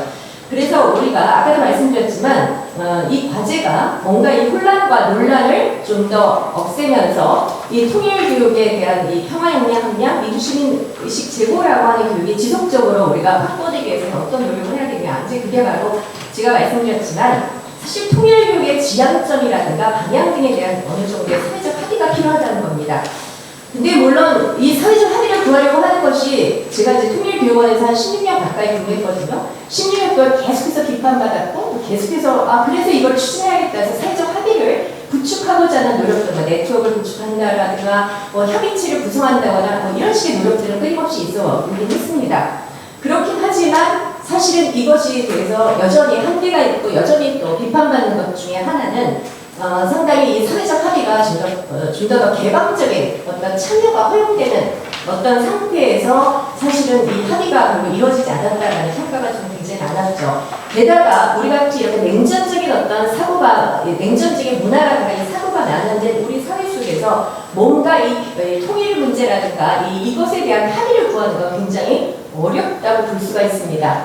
그렇긴 하지만 이건 여러분들 아시지만 독일의 그 보이텔스바 합의라고 하는 것도 그 당시 민주시민 교육을 추진하는 데 있어서 합의를 구하려고 했지만 그것도 사실 합의를 이루어지지 못했고 최소한의 어떤 원칙이라는 것에 대한 합의가 있었던 거죠. 그래서 우리 같은 경우도 적어도 기본적인 합의사항, 그러니까 우리가 통일이라는 과정에서 평화가 관철돼야 한다라고 하는 거라든가 우리의 그 평화 통일의 협상, 그러니까 상대가 그 북한이기 때문에 이들과 뭔가 그 공정 공영을 모색해야 한다라고 하는 최소한에 있어서는 합의가 어느 정도 된 것이 아니냐라고 하는 측면에서 이거를 좀 재확인하고 그리고 우리가 뭔가 평화 통일을 달성하는 데 필요한 필요한 어떤 가치관 아니면 태도 정립하는 이것을 위해서 지켜야 할 원칙이라든가 태도에 대한 합의를 좀 지향하면서 뭔가 이런 노력을 또 한번 해봐야 되지 않냐라고 하는 겁니다.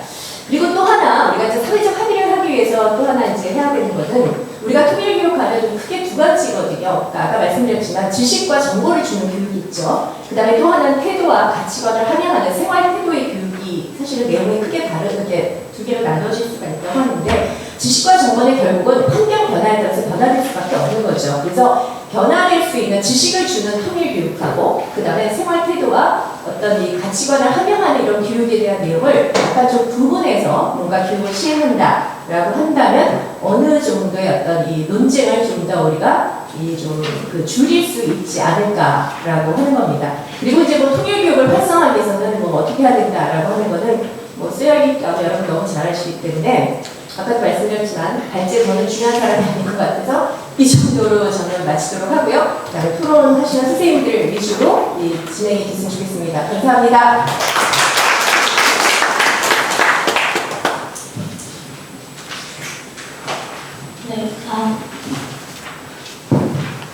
네, 감사합니다. 먼저 귀한 발제를 해주신 이민경 교수님께 감사를 드리고요. 그리고 이 자리에서 발표할 수 있도록 기회를 주신 관계자 분께 깊이 감사 말씀드립니다. 저는 이제 발표를 들으면서 전반적인 부분에 있어서 거시적인 측면에서는 크게 동의를 하고 미시적인 차원에서 같이 좀 이야기해볼 부분 혹은 총론에서는 전반적인 동의를 하면서 강론의 부분에서 함께 논의할 수 있는 부분들로 이중적으로 접근해서 토론을 진행하도록 하겠습니다. 저는 이제 발표를 들으면서 통일 교육이 남북 분단을 극복하는 기술적이고 정치적인 교육이 아니라는 것, 그리고 그것이 미래 세대를 위한 평화적 공존, 민주적 시민성, 세계 시민으로서의 역할 수행과 직결된다는 점을 다시금 확인할 수가 있었습니다. 저 또한 오래전부터 통일 교육이란 좁은 의미의 통일 대비 교육이 아니라 평화교육, 민주시민교육, 세계 시민교육과 긴밀히 맞물려야 한다고 생각을 해왔습니다. 그 이유는 이제 통일교육은 정치적 통합만을 목표로 하는 것이 아니라 통일한국의 주역이 된 세대가 변화된 한반도와 국제적 환경에 적응하고 세계 시민으로서의 역할을 수행할 수 있도록 돕는 교육적 접근이 필요하다고 생각하기 때문입니다. 그것은 통일 이후에 한국 사회가 세계와 단절된 일종의 어떤 섬으로 존재하는 것이 아니라 다문화와 국제적 연계가 필수적인 사회가 될 것이기에 이런 점에서 통일교육은 본질적으로 학제적이고 동시에 국제적인 지평을 갖추어야 할 필요가 있다고 생각합니다. 그렇기 때문에 오늘 논의해 주신 그 연관 교육과의 연계성에 대해서 잠깐 좀 살펴보도록 하겠습니다. 통일교육의 민주시민과 평화교육과의 연관성은 통일교육이 평화통일을 이루는데 필요한 역량을 배양하고 통일과정의 참여 능력, 육성에 초점을 두고 있다는 점, 그리고 통일 이후에 변화된 현실 적응 능력과 민주공동체 생활을 위해 필요한 역량을 함량하는 교육이라는 점, 또한 통일교육의 기본 원칙으로 자유민주주의적인 기본 질서를 수호하고 평화적인 통일을 지향할 것을 제시하고 있다는 점, 그리고 교육 대상의 자발적 참여에 의한 적극적인 통일교육을 실현할 필요가 있다는 점에서 저는 찾을 수 있다고 봅니다. 그리고 이런 세 가지 교육이 결코 교육이라는 관점 안에서 별개로 보기는 어렵다고 봅니다. 오히려 서로 맞물려야만 통일교육이 살아 움직일 수 있습니다. 예를 든다면 민주심 교육 없이 통일교육을 하게 된다면 그 교육은 권위주의적이고 도구에 머물 수밖에 없습니다. 원래 평화교육이 누락된 통일교육은 자칫 대결과 경쟁을 부추기는 교육으로 전락할 수도 있습니다. 이 때문에 특히 도덕과, 저는 이제 윤리교육과 교수인데요. 도덕과에서 통일교육이 민주시민교육과 평화교육의 내용 요소를 포함하며 학교 현장 통일교육에서 중요한 위치를 점유해온 이유이기도 합니다. 세번째 통일교육을 위한 저는 사전 준비로서 통일교육 관련 분야뿐만 아니라 통일교육이 어떻게 정초되어야 하는가, 칸트가 도덕형상학의 정초, 윤리학의 정초를 세웠는데요. 저도 그래서 통일교육학 이런 거 실제라는 책을 집필하기도 했었는데요. 그 책에서도 제가 논의한 바처럼 통일교육이 하나의 학문으로서 저는 정립이 가능하다고 봅니다. 그러한 측면에서 본다면 통일교육이 평화교육이나 민주시민교육과 연계된다고 하신 우리 이미경 교수님의 지적은 굉장히 중요한 부분이라고 생각합니다. 그런데 또 동시에 이러한 연계성을 보다 체계적으로 이해하기 위해서는 통일교육의 학문적인 정체성을 정립할 필요가 있습니다. 예를 든다면 통일교육의 학문적 성격을 재정립하기 위해서 평화교육이나 다문화교육, 민주시민교육, 세계시민교육과의 연계 요소를 확인할 필요가 있다고 봅니다. 이 세 접근의 통합적인 접근이 필요한데, 첫째 통일교육은 남북한 간의 평화로운 공존과 협력을 강조하고 있죠. 그래서 이제 평화교육의 목표와 일치합니다. 두 번째는 다문화교육과의 연계성에서 보면 다문화교육의 핵심 가치와 연결되는 다양성을 인정하는 측면에서도 연결될 수 있습니다. 세 번째는 민주 시민교육과의 연계성에서 우리가 살펴본다면 통일 이후의 사회에서 필요한 민주적인 가치, 시민 참여 이런 것들을 강조한다는 점에서 연계성이 있습니다. 네 번째는 세계 시민교육하고도 연계성이 가질 수 있는데요. 통일 한국이 국제사회에서 가져야 할 역할과 책임을 인식하고 글로벌 차원에서 문제를 해결할 수 있는 참여의식을 키우는 데도 도움이 된다고 생각을 합니다. 그래서 도덕과 교육과정에서 역사적으로 어떻게 변천이 되어왔고 통일교육이 그 연관 교육과정과 어떻게 연결되는지는 제 자료를 참고해 주시면 감사하겠습니다.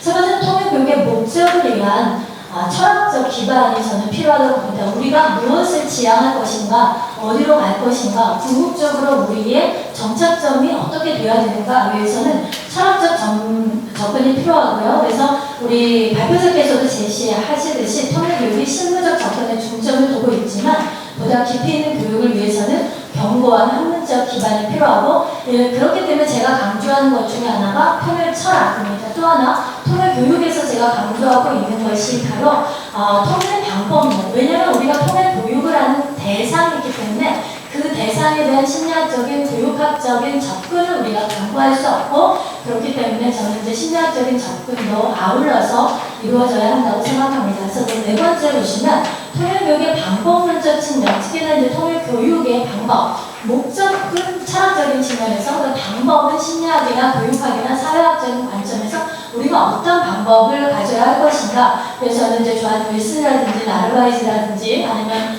누스바움과 같은 세계 시민주의를 이야기하는 그런 학자들의 이야기 속에서 우리가 통일 교육에서 어떤 부분을 이제 방법론적으로 갖고 올 수 있는지를 생각해 볼 수 있다고 생각이 들고, 그래서 제가 강조하는 것 중에 하나가 바로 윤리적인 감수성, 통일의 감수성. 그래서 제 지도제자가 논문을, 현장 이제 교사들이니까 논문을 썼는데 그 논문의 주제가 바로 그 통일 감수성이었습니다. 통일 감수성. 그리고 이제 윤리적인 판단. 그러니까 통일에 있어서 우리가 어디로 지향해야 되는지, 그리고 윤리적인 동기부여의 측면에서는 우리가 통일에 대한 어떤 지향의 측면을 갖고 있을 것이 필요하고요. 실제로 실천, 그 스몰스텝이 빅 액션을 만드는 것처럼 통일 교육이 하나의 프로파간다나 아젠다나 어떤 거대한 담론에 머무는 것이 아니라 실제 삶 안에서 나의 문제가 되어야 되거든요. 저는 저희 산산이 민통산에 있기 때문에 통일 문제는 제 문제입니다. 그래서 저는 몇십 년 동안 통일에 대해서 굉장히 관심을 많이 갖고 논문도 쓰고, 또 통일교육학회에서 부회장과 편집위원장도 맡고 있는데요. 이렇게 나의 일이 되어야 된다고 저는 생각을 합니다. 통일 문제가. 그래서 논의와 확장과 명료화를 위해서 몇 가지 발제자분께 제가 질문을 드렸는데요. 이제 시간 관계에서 그 중에서 이제 한 가지만 좀 질문을 여기서는 말씀을 드리고 마무리로 저희 의견을 간단하게 정리를 해드리도록 하겠습니다.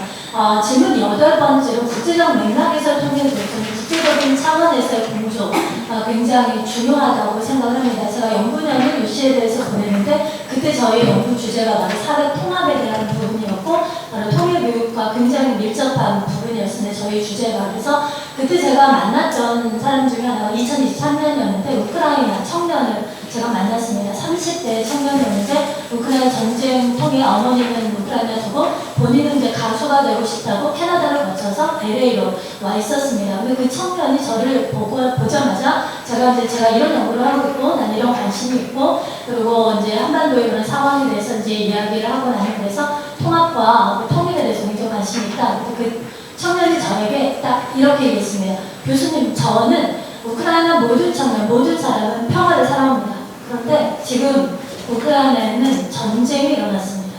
우리가 평화를 지향하는 것과 전쟁이 일어나는 것은 어떤 차이가 있을까요? 그 이야기가 지금도 굉장히 가슴 깊이 다가왔습니다. 우리가 통일을 이야기하는 것, 평화를 이야기하는 것, 구호로 이야기하는 것과 실제 한반도 사회 안에서 평화를 구축하는 것은 또 별개일 수 있다는 것입니다. 국제적인 질서 안에서 우리가 어떤 위치를 갖고 가야 하느냐. 그래서 제가 마지막으로 또 하나 말씀을 드리면 지금 이제 AI 시대, AI 우리도 서브레인 AI 계속 얘기하고 있는데요. AI 시대 통일 교육 또한 AI 리터러시 굉장히 중요하다고 생각이 들고요. 그래서 최근에 제가 이제 학회에서도 발표한 게 AI 시대의 통일 교육 안에서의 AI 리터러시 교육을 어떻게 해야 하는가에 대한 부분이었습니다. 네, 시간상 여기까지 하도록 하겠습니다. 감사합니다. 아시아대학교 병인통일교육센터 맡은 한기호 교수라고 하고요. 학교 내에서 원하는 소속은 아주 통일연구소의 연구 실장을 맡고 있습니다. 시간도 압박이 너무 커서 제가 심장이 두근두근 하는데 일단은 스타트 한번 해보고 7분에 끝낼 수 있을지는 잘 모르겠습니다. 일단 제가 평화통일 민주시민교육이라고 하니까 뭔가 제가 며칠 전에 이제 통일부에 잘 아시는 분으로부터 이게 어떤 개념인지 제가 토론을 나가는데 좀 사이드로 얘기해 줄 수 있는 게 없냐 여쭤봤더니 오늘 또 마침 통신대라고 그런지 모르겠지만 하나의 삼위일체 같은 개념 아니겠느냐 그런 얘기 하시더라고요. 각각의 교육 체제의 내용도 컨텐츠도 다른 거 한데 결국은 뭐 국정과제에도 나와 있듯이 통합된 통일교육으로 수렴돼야 되는 그런 과제라고 생각이 됩니다. 민주시민교육은 사실 일선교육청에서도 민주시민교육과에서 특히 이제 진보교육과 때는 평화통일교육을 해왔지만 지금 이제 인성이라는 말이 들어가 있는 아까 개편이 돼서 각 교육청마다 좀 상황이 다른 것 같습니다. 그런 상황에서 민주시민교육 자체가 다시 통일교육이라는 현장과 맞닥뜨리게 된 것은 12년 개몽 사태가 저는 결정적인 계기가 아니었나라고 생각이 들고 그런 차원에서 이제 평화교육과 민주시민교육이 통일교육의 양 사이드에서 이제 통일교육을 어떻게 통합적으로 서포트하거나 아니면 각각의 시너지를 내거나 이런 부분들을 사실 국립통일교육원에서 지금 연구 용역으로 발표를 하신 상태로 알고 있고 12월 달에 마무리가 되는 걸로 알고 있는데요. 아까 정일영 교수님도 말씀하셨듯이 통일부에서 보면 어떻게 보면 가장 큰 미션일 수도 있겠다라는 생각이 듭니다. 그래서 마치 이제 지난 정부에서 이제 담대한 부상이 나왔는데 담대한 부상에서 어떤 정의를 내기 힘든 어떤 개념적으로 우리가 약간의 혼선을 겪었던 것과 마찬가지고 어떤 건지는 알겠는데 이걸 어떻게 개념 정리를 할 것인지에 대한 고민들이 좀 필요한 시점이 아닌가 싶고 그런 차원에서 우리 발표를 해주신 교수님의 의견들은 굉장히 적절했다라고 생각을 하고 있습니다. 그 정도로 저는 취지를 이해를 하고 있고요. 그래서 통일교육의 필요성과 현황, 미실태, 평화민주시민교육의 관점, 포괄적으로 의견을 교수님이 짚어주셨고 다만 이건 어쩔 수 없는 부분이라고 생각되는 게 민주시민교육과 기존 통일교육 내지는 평화교육과의 관계 내지는 연계관을 어떻게 할 것인가는 지금 나오는 게 오히려 좀 어색할 정도의 어려운 저는 미션이라고 생각을 해서 이런 부분들을 몇 가지 아이디어를 덧붙이고자 합니다. 다행스러운 것은 통일교육이 인적 한국과의 공존 내지는 연계를 시도한다는 것이고 그러면 통일교육은 무엇인가라는 본질적인 질문으로부터 출발할 수밖에 없는 것 같습니다. 그래서 정권 방침이 세워지면은 민과 학이 이런 개념적으로 보충을 하거나 보조를 한다든지 학자들이 이런 방식보다도 한번 자기를 다시 만드셔서 정부 차원의 변화된 통일교육 기조가 등장하게 된 배경에 대해서 민과 학을 대상으로 하는 친절한 배경 설명을 듣는 자리도 필요하지 않을까? 그러면 훨씬 더 생산적인 토론이 되지 않을까 생각을 합니다. 그래서 대한민국 민주공화국이고 민주시민교육의 의미와 역사, 통일교육과 연계한 최적화된 방식이 무엇인지를 고찰하는 작업들이 현재로서는 필요해 보입니다. 그리고 통합 역량 함양을 위한 통일교육의 필요성을 이야기를 해주셨는데 요 층은 그건 것 같습니다. 이제 어떤 공동체를 꾸려갈 것이냐 한반도에서 그 문제인 것 같고요. 이 문제는 지난주에 마이클 샌델 교수님도 똑같은 얘기를 하셨던 것 같아요. 결국은 공동체 함께 사는 것이고요.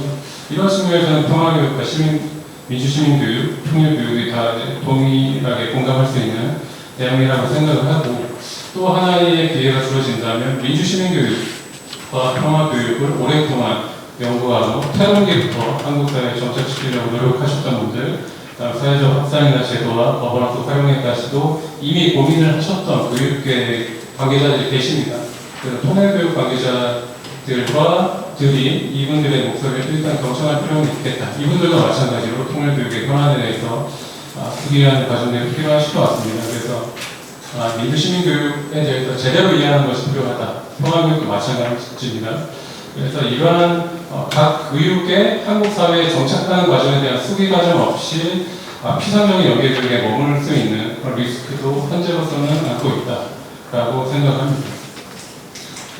시간이 계속 가고 있네요. 그래서 이제 국립통일교육원에서 평화교육이나 통일교육, 민주시민교육을 각각의 분가성을 가지고 추진할 거라고 저는 생각을 하진 않고요. 개별 추진이 아니라 헌법적 통일 감수성을 보양하기 위한 어떤 방법을 찾으실 거라고 생각합니다. 그게 이제 인적 학문과의 공존과 연계의 의의라고 생각을 하고요. 이게 산하 위계 내지는 기계적 화합으로 가서는 곤란하다. 그래서 이제 통일교육이라는 거대한 통합적 차원에 있어서의 공동체적 관점에서 녹여내는 것을 지향할 필요가 있겠다라고 생각합니다. 자유민주적 기본 질서가 갖고 있는 헌법적인 논란도 있습니다만 과거에는 자유민주주의 얘기하면 민주시민성 같은 경우도 북한에서 반발을 했던 경우들도 있고 저희는 50년대 같은 경우는 반공주의나 시장주의 협의의 개념으로 민주주의를 제안해서 교육과정으로 그대로 적용시켰던 때도 있습니다. 그래서 북한이 자유민주주의 원리나 채택의 적용의 역사가 사실상 부재한 상황에서 우리가 우리만의 교육을 할 것이냐 아니면 통일 파트너인 북한의 어떤 변화상 경험의 부재, 편견 이런 것들을 고려해 가면서 통일교육을 인적한국과 연계시켜 갈 것이냐라는 것에 대한 고민이 많습니다. 그리고 저희가 통일을 민주주의도 마찬가지고 남북한 모두의 민주주의의 완성이 통일이냐에 대해서는 저는 극복한 상태라고 정의하지 않고요. 앞으로 이제 통일 이후에도 이 부분을 지향해야 되는 과제라고 생각하고 통일 이후에 우리가 어떻게 살 건지에 대한 교육들도 통일교육 내에서 이 인적 학문들과 같이 고민을 해야 되지 않을까라고 생각을 합니다. 그래서 2018년도에 이미 통일교육원에서 평화교육과의 연계에 대한 관점, 방향과 관점에 대한 노력들을 해오셨고, 다음에 7년 동안 너무 많은 것들이 변했기 때문에 이 새 층위의 교육 개념들을 변모한 현재 상황에서 어떻게 적용할 것이냐, 이런 것들도 우리가 검토를 해봐야 되지 않을까 싶습니다. 그리고 저는 이제 통일교육을 할 때 북한의 이중성 내지는 북한의 실상 이해 교육 이런 말을 사실은 개인적으로 별로 안 좋아합니다. 그 초등학교 40분 동안 어떻게 북한 실상 전달이 가능합니까? 그거는 사실상 불가능하고요. 그런 현실 하에서 다면적 전략 차원에서 북한도 정책적, 전략적 모색을 하고 있기 때문에 우리가 북한은 항상 앞선적으로 뒤에서 딴나갈 거야. 이런 반선적인 해석으로는 현재의 북한을 이해하기가 좀 어렵습니다. 그런 상황에서 현재의 이제 북중로의 규합 상황이라든지 이런 것들을 두 국가론과 연계시켜서 실제로 북한이 원하는 게 뭐냐, 북한의 다음 스텝은 뭐냐라는 것들을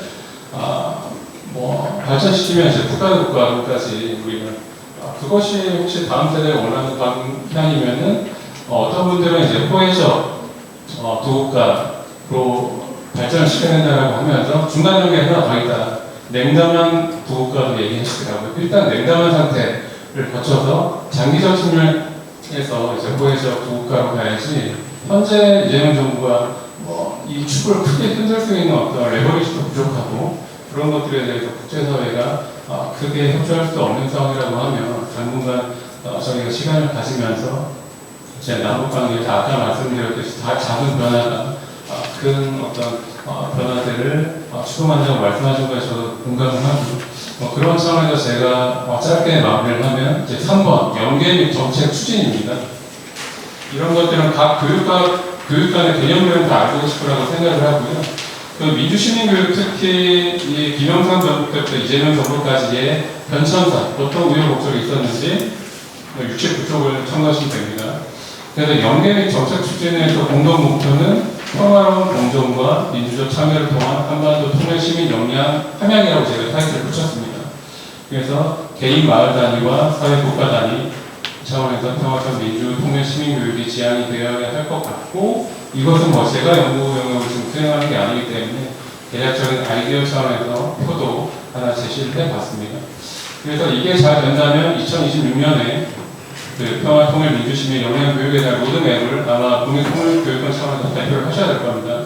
그래서 이제 대국민 홍보에 들어가셔야 될 것 같고 가능하면 평화 통일 민주 시민 융합교육센터라든지 이런 것들을 별도로 TF 조직으로 만드셔서 담당을 하시고 시민사회는 사회적 컨센서스에 관한 수기 사업을 하면 될 것 같고요. 대학 단위는 선거대학이나 지역센터를 적극 활용하셔서 관련된 과목을 만들거나 캡스톤 디자인 같은 한반도 갈등 전환과 관련된 수업에 이러한 개념들을 탑재해서 궁극적으로는 이게 통일교육의 외연은 넓힐 수 있겠지만 아까 말씀드렸듯이 이게 왜 태동하게 됐는가 라는 측면에 있어서는 다소 추락한 민주주의 지수도 저희가 지금 회복할 수 있을 것이고 궁극적으로는 이제 통합적 시민 역량 함양에 있어서 이제 통일 준비 기반을 강화시키고 이러한 민주주의 교육에 대한 역량을 강화하는 데 있어서 국제사회의 주목도 받을 수 있지 않을까 생각을 합니다.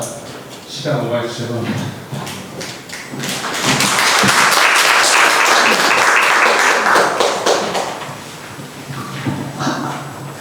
네, 안녕하세요. 목소리가 그래서 너무 죄송합니다. 제가 이사를 하고 나서 목소리가 이렇게 됐어요.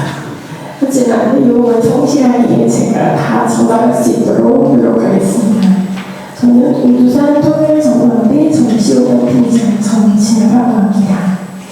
우두산 통일전망대는 방문객이 지금 현재 저희가 올해 55만 방문할 것 같다 예상을 하는데 연령층이 유아부터 어른들까지 굉장히 어르신들까지 굉장히 다양합니다.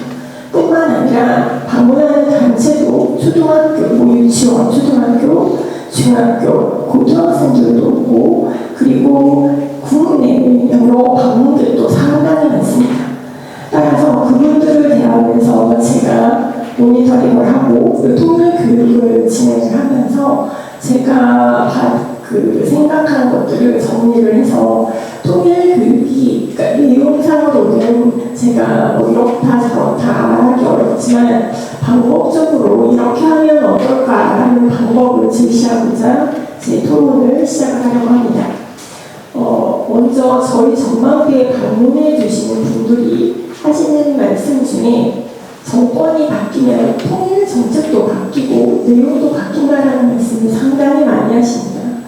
근데 그거는 제가 이제 이 예를 들면 저희 방문해 주신 분들 중에 옛날에 엄마 학교 다닐 때는 김일성이 돼지 가면을 쓰고 나왔어. 막 이런 얘기를 해요. 그러면 아이가 엄마 그거는 엄마한테 얘기지. 우리는 지금 김일성이 어떻게 되는지 텔레비로 다 봐. 이런 얘기를 하면서 굉장히 접근 방법이 다르죠. 근데 그 접근 방법뿐만 아니라 내용도 상당히 다릅니다.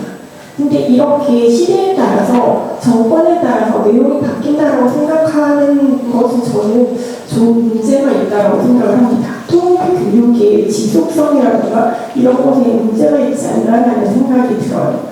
그래서 제가 제시하는 방법, 이거는 제가 이제 옳다는 게 아니라 제가 그림을 그려서 통일 교육을 한다면 이런 방법은 어떨까라는 방법을 말씀드리는 겁니다. 73쪽을 한번 봐주시면 저는 통일 교육의 기본 우리가 전제로 삼는 것들이 있습니다. 앞에 발전문에도 나와 있는데 통일을 완성하기 전 그리고 중간 과정 완성한 다음까지의 우리들의 우리가 진행하는 가치관과 그 태도 방향을 저희가 갖고 있는 기본 통일 교육의 대전제라고 한다면 이 대전제를 저는 초, 중고 학교에서 끊임없이 제시를 해 지원을 한다고 생각을 해요. 여기에 플러스 현 정부가 지향하고 있는 통일 교육 내용을 플러스를 해서 두 가지가 같이 전달이 되어야 우리가 소위 말해서 세대 간에 흐르지 않는 일이 있고 그리고 그 뿌리가 있으면 그 사이에서 나오는 가지들을 부모가 세대가 같이 얘기할 수 있어야 하지 않을까라는 생각을 합니다. 이런 생각하에 그러면 학교 교육은 어떻게 되어야 할 것이냐, 그건 저는 초중고에 무비할 수도 있겠지만 학교에서 정규 교육으로 이 두 내용이 다 들어가는 교육을 적어도 1년에 2-3시간을 진행을 해서 끊임없이 지속적으로 학교 비용에서 진행이 되고 그리고 사회에 나온다면 저희 오두산 통일전망대와 같은 이런 교육기관, 이런 통일관이라거나 지방의 단체들이 이제는 사회인이 되는 사회인을 위한 통일교육 이런 내용을 또다시 교육을 할 수 있는 것이 같이 병행이 되어야 되지 않을까 생각을 합니다. 이렇게 하게 되면 학교에서 배운 것과 엄마가 어렸을 때부터 듣고 배우고 자란 것 그리고 지금 다시 이 공간에서 우리가 이용할 수 있는 것들이 더 풍성해질 수 있을 거라고 생각을 합니다. 그래서 제가 이제 여러 가지 그러면 이런 걸 어떻게 풍성하게 활성화시킬 수 있을까 저의 생각을 말씀을 드리면 저는 일단 지금 저희 전망대의 예를 들어서 말씀을 드리겠습니다. 저희 오두산 통일전망대는 현재 통일교육원에서 개발한 VR 체험을 진행하고 있습니다. 북한에서의 하루라는 프로그램인데 이게 VR을 쓰고 사전 교육을 하고 약간 컨트롤러 조정 방법이 쉽지 않기는 하지만 하고 나면 사람들과의 반응이 상당히 좋습니다. 알지 못했던 내가 북한의 청소년이 되어서 하루를 살아보는 건데 우리가 말로 텔레비로 북한 학생들은 이런 교육을 받고 있고 이런 사상 통제를 받고 있고 이런 꼬마가들 하고 있고 아무리 얘기를 해도 단면적으로 전달되는 것들이 입체적으로 아이들이 단 15분 정도의 과정 속에 다 체득이 돼요. 그리고 그것은 어른뿐만 아니라 어른도 같이 그리고 가족들도 같이 할 수 있고 그리고 이제 영어 버전도 있어서 외국인도 같이 참여를 합니다. 하고 나면 하시는 말씀이 너무 재밌었어요. 그리고 이런지 몰랐는데 너무 새롭게 쉽게 이해가 됐어요. 라는 말씀을 해주십니다. 근데 저는 이런 것들이 많이 개발이 되어야 하고, 그리고 학교는 물론이고 저희 같은 이런 전망대 같은 이런 통일만에서도 이런 것들을 사람들이 쉽게 접할 수 있도록 지속적으로 콘텐츠를 개발하는 것이 굉장히 중요하다고 생각합니다. 그리고 또 하나 제가 이제 굉장히 좋았던 것이 있는데, 이 국립통일교육원에서 통일 그림 동화를 계속 발간을 하고 계십니다. 근데 그 제목이 통일 그림 동화니까 주제는 당연히 통일이죠. 그리고 통일 교육 아이들 보면서 통일을 의식적으로라도 이렇게 생각할 수 있게 만드는데, 저는 이런 것들이 꾸준히 발간이 된다면 엄마가 초등학교 때 봤던 통일 동화가 쌓이고, 내가 봤던 통일 동화는 8번인데 아이가 보는 통일 동화는 35번이에요. 이렇게 쭉 쌓여가면서 이것이 소위 우리가 말하는 스테디셀러가 된다면 세계 간의 소통으로 인해서 통일의 평화, 세계 시민이 되려고 하는 우리 그런 내용들이 자연스럽게 노출되지 않을까 생각합니다. 그래서 이런 콘텐츠들을 계속해서 개발을 하고 각 단체에서 활용을 하는 것도 어떨까라는 방법을 제안을 해봅니다. 그리고 오드난 통일 전망대 같은 이와 같은 통일관이라던가 이런 곳에서 하는 것들, 그 안에서 있는 각자의 독특한 프로그램을 개발하는 것도 굉장히 중요한데, 오드산 통일 전망대는 통일 문화 해설이라는 프로그램이 있습니다. 저희가 전망 1, 2, 3층을 다 같이 돌면서 하는 프로그램인데, 이 중에 기획 전시도 설명을 하고, 이 전망대가 북한을 접경하고 있기 때문에 북한에 대한 이야기를 당연히 해드립니다. 그런데 그런 전시실을 다니면서 지금 여기서 말한 우리나라의 통일의 통일교육의 근간 뿌리는 물론이고 현 정부에서 이런 것들을 알려드리고 싶어 합니다라는 것들도 자연스럽게 노출이 됩니다. 이런 식으로 각 기관에서의 독특한 프로그램을 만들어 진행을 한다면 저는 이것도 통일교육이 일어나서 굉장히 효율적이라 생각을 하고, 그리고 기본 베이스에 우리가 가지고 있는 학교에서 배우고 사회에서 또 이런 것을 다시 한번 보므로써 우리가 지금 현재 화두가 되고 있는 세대 간의 소통, 화합 이런 것들도 자연스럽게 이루어지지 않을까 생각합니다. 그리고 저희 전망대가 지금 현재 진행하고 있는 기획전시가 있습니다. 자랑하고 있는 프로그램 중에 하나인데 1년에 3화간으로 기획전시가 진행이 됩니다. 예전 작년에는 선을 넘어온 이야기라고 해서 북한 이탈 중인 작가의 작품을 모아서 전시를 했고요. 지금 현재는 육군본부에서 주최했던 호국미술대전 수상자를 모아서 전시를 합니다.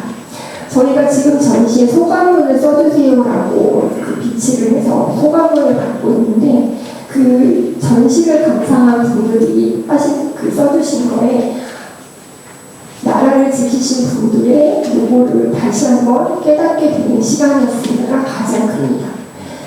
지금 전시를 하고 있는 기획 의도는 우리의 독립과 안보를 위해 희생하신 분들을 기리고, 그리고 현재 우리와 함께 살아가는 사람들 중에 나라의 안보를 위해 살아가는 사람들, 그리고 각자 위치에서 살아가는 사람들에게 서로 존중을 하고 그들에게 감사의 마음을 전하고, 우리가 미래의 통일을 이룬 평화로운 미래의 주역이 되자라는 전시 기획 의도를 그 소감문을 보면 잘 전달이 됐구나라는 걸 굉장히 잘 느낄 수가 있거든요. 이런 문화 프로그램으로 사람들이 감성적으로 쉽게 느낄 수 있는 프로그램을 개발하는 것도 저희가 지금 지향하는 평화, 통일, 미래의 민주 시민 교육을 수행하는 좋은 방법이 아닐까 합니다. 저는 이렇게 제가 일하고 있는 곳에서 모니터링한 것을 기반으로 이런 방법으로 진행해 주신 것도 어떨까 제안을 드립니다. 감사합니다. 네, 안녕하세요. 저는 통일교육원 통일교육 전문강사 이일등이라고 합니다. 먼저 이비경 교수님의 발제문에 대한 토론을 맡게 돼서 너무 영광이고요.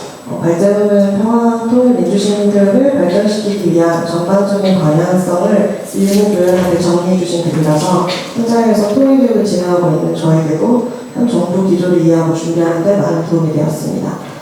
저는 현재 청년 강사이면서도 경인교육대학교 대학원에서 윤리인성교육과 박사과정을 재학 중인 대학원생이고요. 석사는 북한 정치를 전공하였습니다.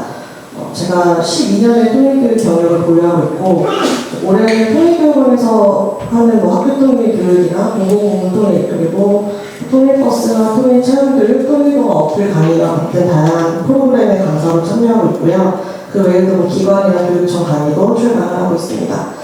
이렇게 제가 다양한 방식으로 진행한 통일교육의 경험으로 현장의 고민들과 과제들을 좀 가까이서 볼 수 있었던 만큼 제가 오늘 토론에서 그 목소리를 조금이나마 전하고자 합니다. 먼저 평화 통일 민주시민교육의 필요성에 대해서 제가 세 가지로 정리를 해보았는데요. 첫 번째는 통일교육에서 왜 민주시민교육이 필요한지에 대한 내용입니다.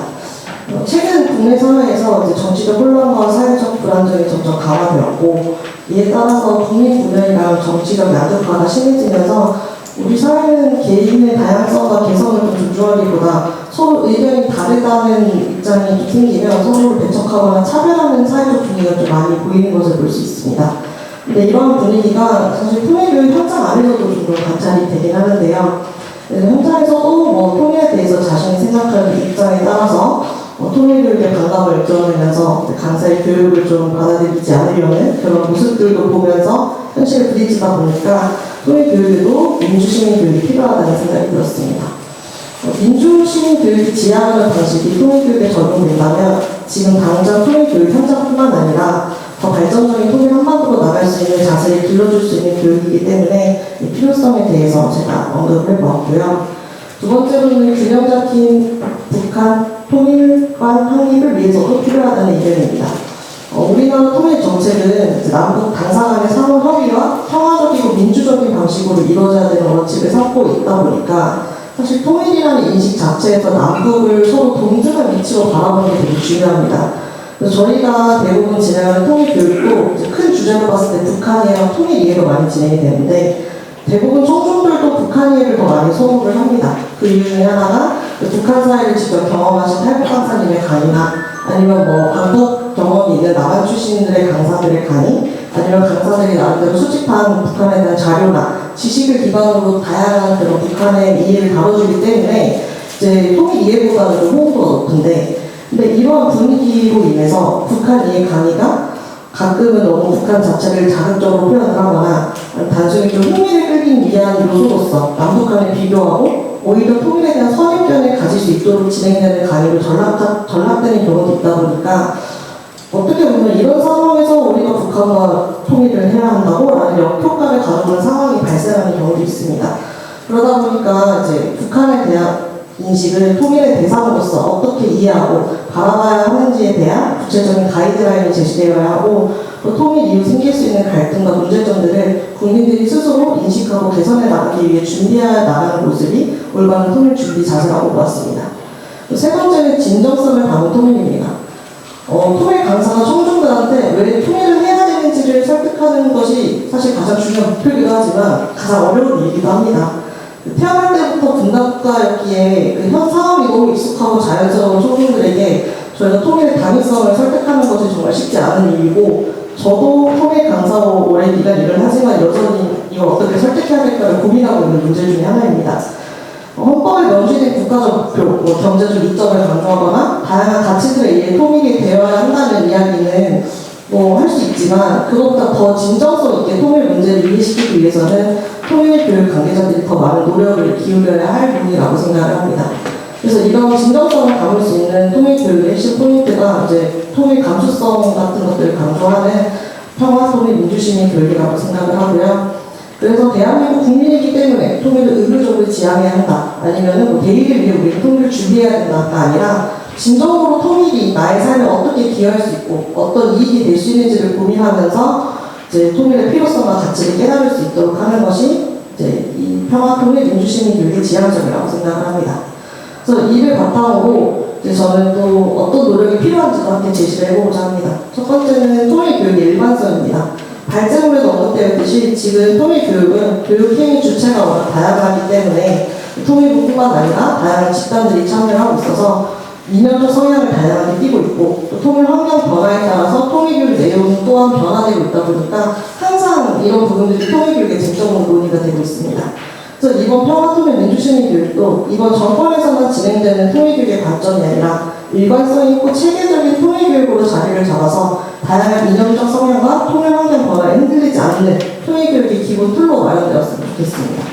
통일교육이 교육적 철학과 가치를 바탕으로 시대에 따라 변하지 않는 목표를 설정하고 다문화, 세계화, 민족적 차원에서 통일의 당위성과 필요성을 교육하는 장이 된다면 충분히 일관성 있는 통일교육의 체계가 잡힐 수 있다고 생각을 합니다. 그리고 두 번째는 이제 통일 강사가 지속적으로 활동할 수 있는 네트워크 환경을 구축하는 것입니다. 현재 통일교육은 정부 주도랑 민간이 각각 운영을 하고 있는데요. 정부는 이제 국립통일교육원에서 강사 양성을 운영하고 있고 민간 차원에서 이제 다양한 단체들이 교육을 자체적으로 추진하고 있습니다. 근데 이렇게 강사로서 활동을 하고 있지만 통일교육은 자격기본법 제17조 2항에서 국민의 생명, 건강, 안전 및 국방에 직결된 분야에 해당되기 때문에 별도의 자격증 발급은 제한되고 있는 상황입니다. 그러다 보니까 2년마다 통일교육원에서 재교육도 진행되고 하지만 이 외에는 강사들이 통일교육 정보에 대한 접근이나 아니면 강의에 대한 외부 피드백이 없으면은 매너리즘에 빠지게 되는 것이 현실이라고 볼 수가 있습니다. 그리고 사실 국립통일교육에서 출강하는 강사들뿐만 아니라 민간에서도 자체 사업이나 국가 보조금 사업으로 통일교육을 실시하는 것이 대부분이기 때문에 통일 강사로서만 활동을 하기에는 이 강사들한테도 현실적인 재정적 한계가 존재를 합니다.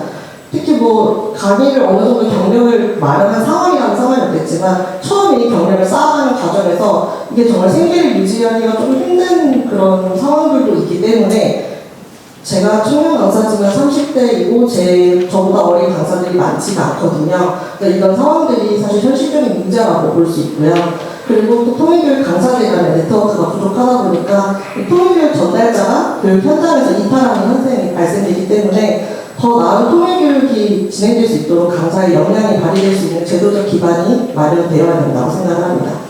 그리고 이제 기존 통일교육 관점에서 민주시민교육을 접목한다는 점에 대해서 탈북하신 탈북민 강사님들과 또 남한 강사들에 비한 시선 차이들이 존재를 합니다.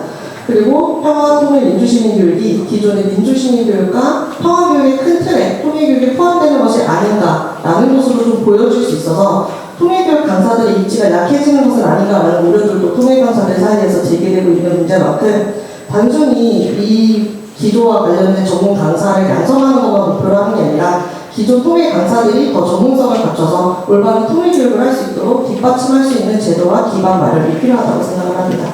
마지막으로 다양한 매체를 활용하는 통일교육을 강조합니다.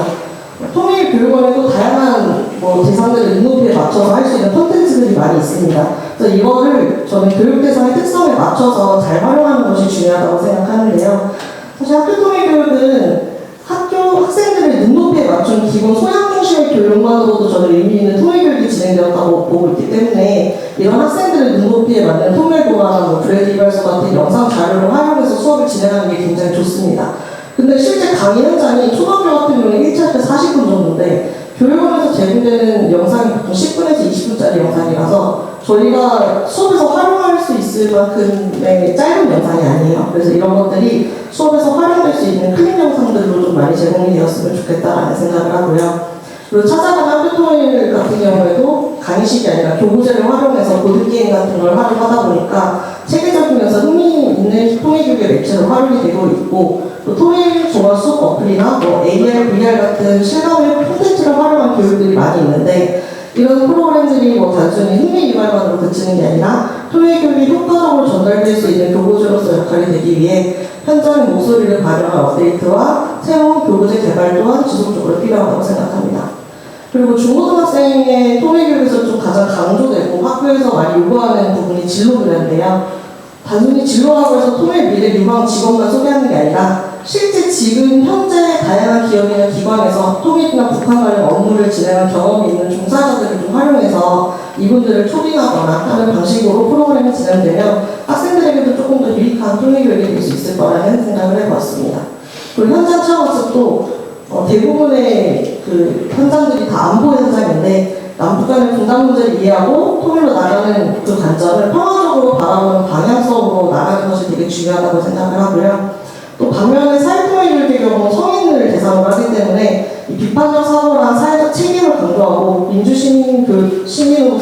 갖춰야 할 자질과 역량을 교육해서 하는 방식으로 진행되어야 합니다.